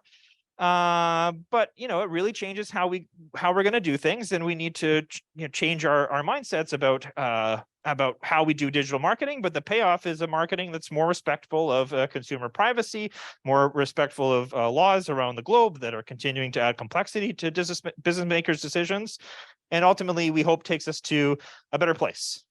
So thank you, and see if I have time for questions. Do you accept cookies when you're on websites? I'm just curious. I do accept cookies on website. So it's funny because I teach digital marketing, right? And so every year I ask the students, so how many of you block ads? And like 90% of their hands go up. And it's just like, yeah, I get it, but this is your job. Like, it's your job to do this. So I'm like the 1% of users that accepts cookies on Safari, because by default it opts me out. And honestly, it's really annoying because then I have to sign into like a website, like every 2 days I have to sign into a website. Drives me crazy. So yeah, I do allow cookies. Okay. I have another question though about, like, these are big changes, and I've got Joe here from Belfort, I think, who does our digital marketing for enrollment marketing. I'm wondering how people like him are going to learn this. And maybe you have an answer to that, but it seems like it's a big change for people who are actually charged with, they've learned one way of doing things, and this is like pretty different. Yeah, I think he's a smart guy. So I talked to him beforehand, so I know he's going to figure it out. But it is a challenge, and I think that's where we lean on our partners like ad agencies. Though I think they may struggle with this a bit too. I think one thing that's good about this is that we see this tension in today where some of this marketing that David was talking about is really exciting, but it takes like a lot of technical chops. So that has its own challenges. This is going to create a different kind of challenges, but moving to a more discrete mindset, that's actually kind of the mindset that was traditional marketing. So there's a lot of people with a lot of great skills in traditional marketing, one of which is being creativity and like creating ad creatives, that I think will have a resurgence and be able to really show their skills again. Is that really the way it's going to go, or so you define it as advertising, and I define the job of marketing to sell more stuff to more people more often for less money. Mm-hmm. So won't most marketers shift the tools they use toward more owned and earned rather than paid? And that will be one of the big shifts. But I don't know, because you know a lot more about that. But I would think if I get something that doesn't work as well anymore, I just put my money someplace else, that because I care about the sale, not about the ad. Yeah, I think that's true. And I think that's why a lot of us, when we worry about these changes that have been made kind of unilaterally for good or bad by tech companies to get rid of these identifiers, that does have consequences to, websites that monetize themselves using this data. So the hope is that this provides a bit of an in-between solution, because I do agree that these dollars are fluid and could go elsewhere. I think you're right that more will go to walled gardens and to individual company efforts like the type that David was talking about, to personalize their own customer journey where they control the touches. But the hope is that this works well enough that it keeps the dollars and keeps the internet open and free. Yeah. So you talked about Apple and you talked about Google. So Microsoft is going headfirst into generative AI and using that. How is that going to, and what about Bing? How does that going to be used by advertisers? Yeah, I think that's it. One thing that's different about search advertising relative to display advertising is search advertising is like manna from heaven, right? There's customers jumping, it's like fish jumping into the boat saying, I want to buy car insurance. That just didn't happen very easily in the traditional world. So so that means that the first party data, or the data that the consumer is giving them, is all that they really need. That this third party data is less interesting. It's it's when you're trying to show ads on a newspaper for Boston that funds journalism, that's when it's really important to have this kind of data. The search thing is really interesting. We could talk for a long time about that. I just got interviewed by a marketplace tech podcast about that. So I've been thinking a lot about that. It's going to be, I think, really interesting, but it's going to benefit probably larger brands and companies that have good SEO, because you're going to be seeing fewer results than you did in the past. I see Shuba, and then this person behind Pete had a question. Two people behind him did. Me? You go first, right? Okay. Companies like P&G, Colgate, Palmolive traditionally spend lots of money on advertising. What does that internal function look like now versus what it looked like 10 years ago? It's interesting. That'd be something I'd be interested to hear from Pete and Fred. My sense is that there's a little bit of an abdication of responsibility, where I think a lot of things used to be done in-house or by ad agencies, and they started to be basically giving money. There's this joke, I know both forms of advertising, Google and Facebook. And what that joke is saying is the marketing dollars just kind of went to those companies and they optimize everything on their behalf. And so that's kind of changed the skills and manpower within companies to do marketing. But it's really worked. Facebook is probably the most effective ad platform in human history. And the reason it works is that Facebook has a really good sense of what you're interested in. So it's interested, it shows me ads for scotch and not for rum. So I think there's going to have to be a relearning of skills within organizations. Yeah, ask the actual CMO. Procter & Gamble. That's a good question. Oh, I mean, great to see so many questions. My question is really long, so you can go first. No. I want to hear. Okay. This is going to sound like a bunch of buzzwords, but I really hope someone here understands what I'm getting at. Me too. I hope that I do. Right. So personally, I'm very involved in the blockchain sector. Okay. And we're hearing a lot about digital sovereignty, which kind of runs parallel to what you were saying in your presentation. And when you were talking about cookies being a way to identify someone online, it really reminded me of soulbound tokens, which are I know at least one startup is using sort of giving everyone a new personal wallet for their a wallet. I'm speaking digital wallet for their sort of online data and personal identity. So for them, that would be name, address, phone number, etc. And the benefit of this would be that it's I don't know even how to pronounce this word, pseudonymous. It's really pseudonymous. Yeah. Pseudonymous. Okay. And also that they plan to kind of store all this data on chain and make it so that if companies wanted to run targeted advertisements to their consumers, they would have to pay a fee to access the consumers' data because it was technically theirs, and they would need to be authorized to pull the data from the chain. And I was wondering how relevant this would be in terms of, like if Google is blocked from using third-party cookies in 2024, would it be possible to see this kind of thing like really take off and become mainstream? That's a brilliant question. Let me give you kind of three parts of an answer that sort of help to talk about it. So I think one force is that, as you're saying, like, so I always think of like Jeff Goldblum in Jurassic Park, like life finds a way. Like if you get rid of cookies, which are ironically pseudonymous, you get, like, because of these powerful market forces, you get other forms of identity, like people signing in. So I think that's kind of an argument for what you're saying. I think the argument against is that blockchain technologies, as I very poorly understand them, are very good at like large, very expensive, infrequent transactions, just kind of by nature, because they get written down in the blockchain. They're not very good at very frequent, low value transactions. And that's what digital advertising is. We're seeing like 2,000 ads in a month. Ad exchanges are plowing through like tens of billions of impressions in their auctions every day. And so I think that these technologies will struggle more there. And then this issue of like kind of personal data and selling it, I think that's hard because the data needs to be really fresh. And, one way that Facebook makes money is they keep that data within themselves. Like they don't kind of share that. Once it's shared, it can be resold and the value goes down to zero. So those are kind of some three high level thoughts that I hope speak to that. Very difficult, but interesting question. So Garrett, I had a similar question as Fred, but for the academic scholars, it used to be that you went to a marketing science conference and 7 out of the 9 tracks would be, or more than 50% of the tracks would be on digital advertising and attribution, right? So what is ahead in the next 2 to 3 years or 5 years for scholars that focused on attribution and really getting down these individual level models? Are they going to go back to marketing mix? I don't think so. So what, beyond privacy, what do you see as the research agenda items? Where's like the next big innovation in academic sort of scholarship likely to come? I mean, it may be a hard question, but I'm just curious since you have some really good insights on what's going on here. Okay, well, that's, first of all, very kind. So I think, yes, some of this gets broken, and I think that there's work to be done on a couple fronts.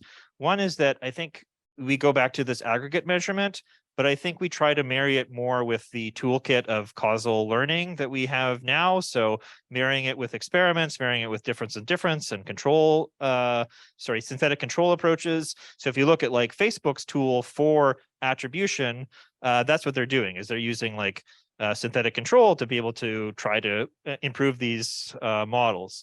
So I think that's one dimension. I think the other thing is like, is trying to wrestle with the partial data. So you still have data for some consenting customers and you still have data within silos. And so I think a really hard problem for academics is to think of like, how do we solve these very hard problems when we have very imperfect data? So that's, to me, where it's going. Personally, where I'm going with my own research is like, I find this stuff super interesting and super important. And so I'm trying to like track websites' adoption of these technologies to understand how these technologies work and like who adopts them at different times. And so that's basically, what I've started making investments in and will continue to work on over the next few years. Hi, I have a question. So this is more of a naive question from someone who does not come from a marketing background. You did mention that Google is going to stop using third-party cookies sooner than later. So I just want to understand, like, although you did mention that this is going to drive people to have more sign-ins, what does this mean more from a user level? Like, is this going to give us more control about how our data is going to be used and all of that? And coming from the organization level, what does it mean to them? Are there going to be like, more ethical use? Is the more ethical use of these cookies going to be promoted more than the unethical use? So I just want to understand both the perspectives, what this change could mean. Yeah, I think that it can give users more control. So for instance, if I don't want to participate in Flock, I can go and opt out on my browser. If I don't want to participate in Fledge, I can opt out on my browser. But the whole purpose of this is to protect your privacy. And I think that's kind of one of the tensions we're going to see with these proposals is that much of the regulatory proposals, like in Europe, they're all about getting consumer opt-in consent to these sorts of uses. But if you have strict opt-in consent, your opt-in rates are going to be like 10 or 15%.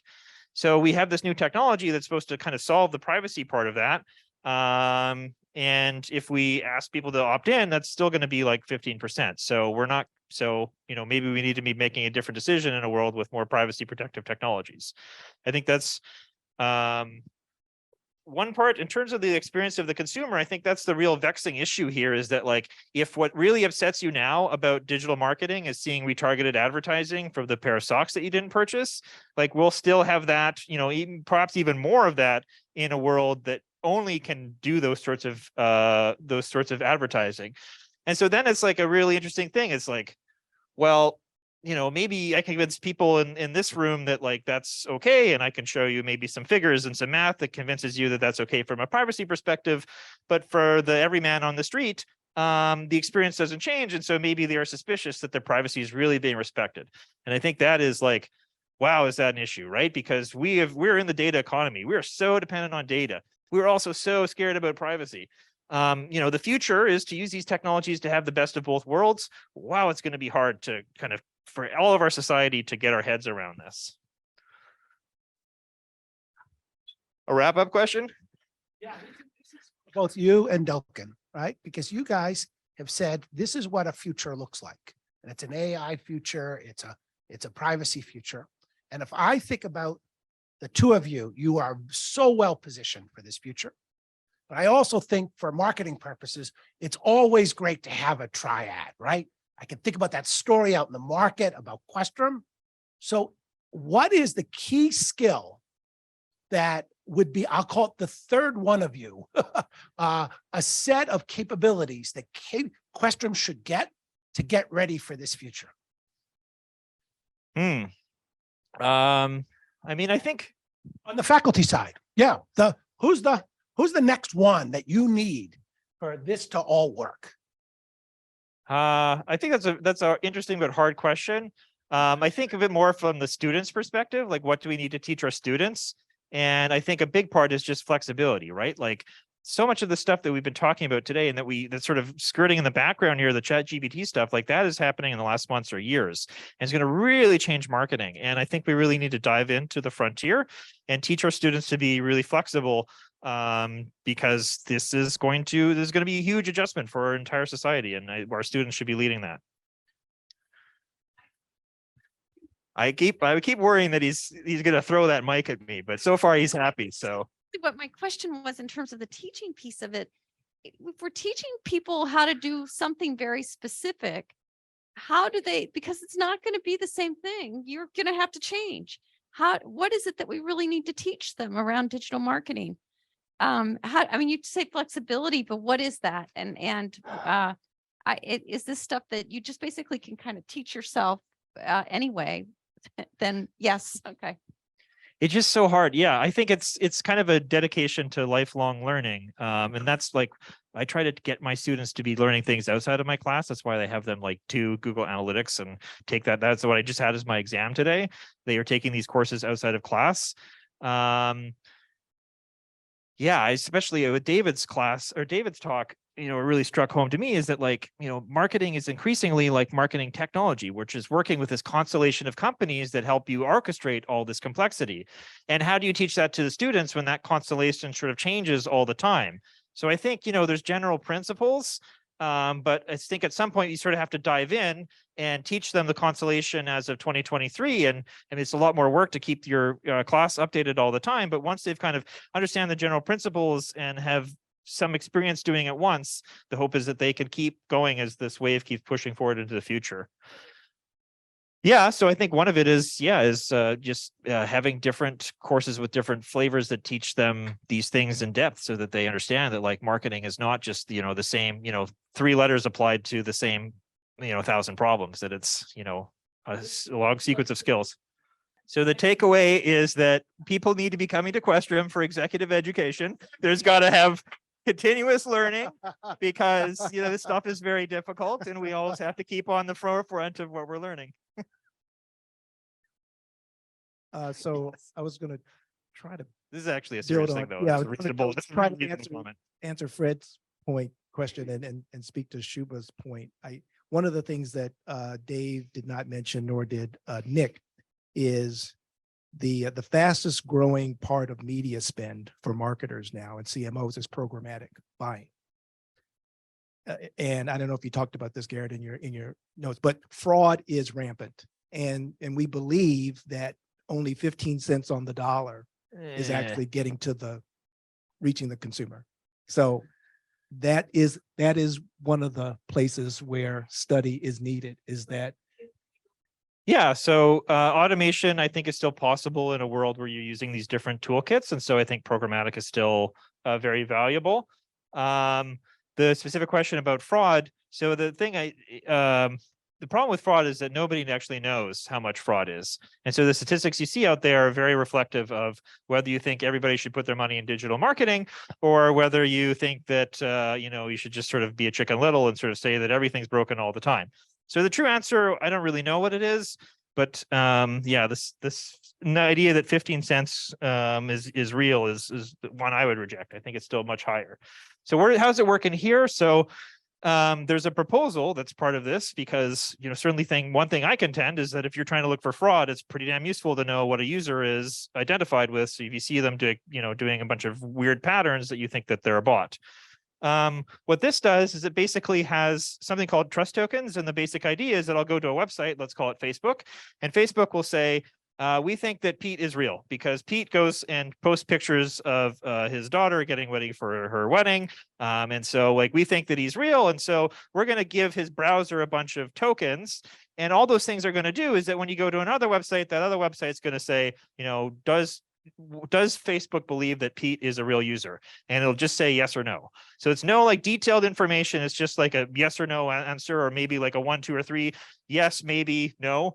That's how the problem gets solved. And then that's kind of its own question, right? Is like who becomes the gatekeeper that provides these signals of who's a good user.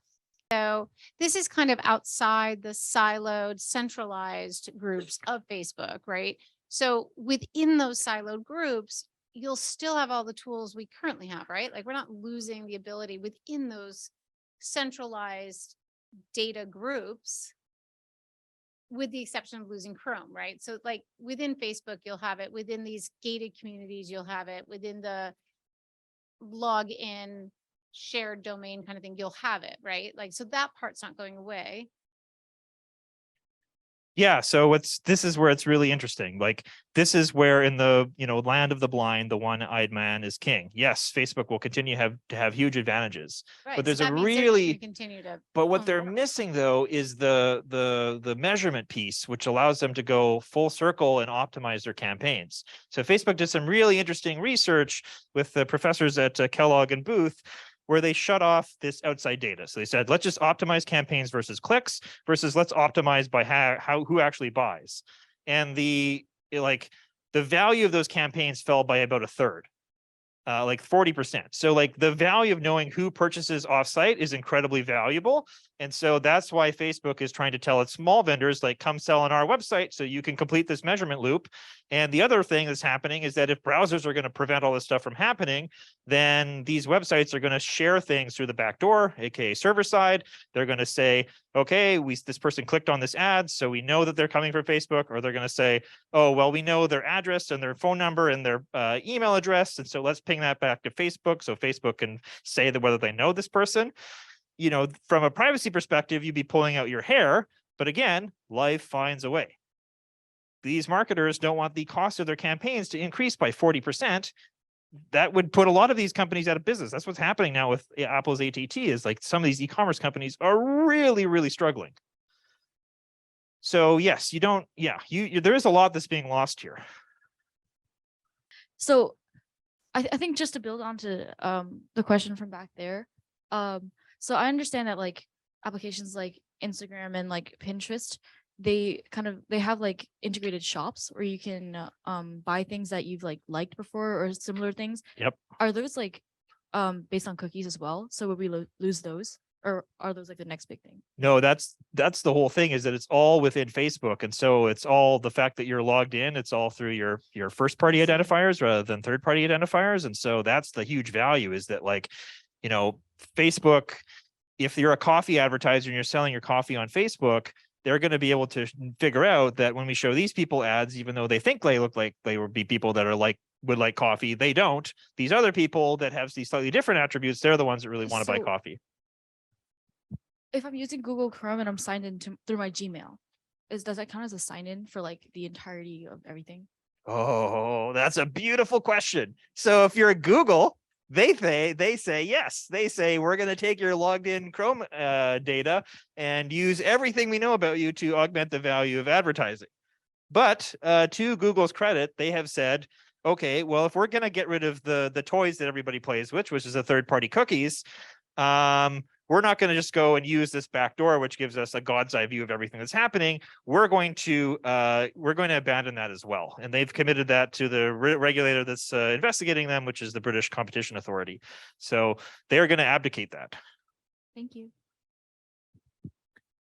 Okay. Well, thank you, Garrett. Thank you. It's Wrap great. up Thank with you for that. organizing.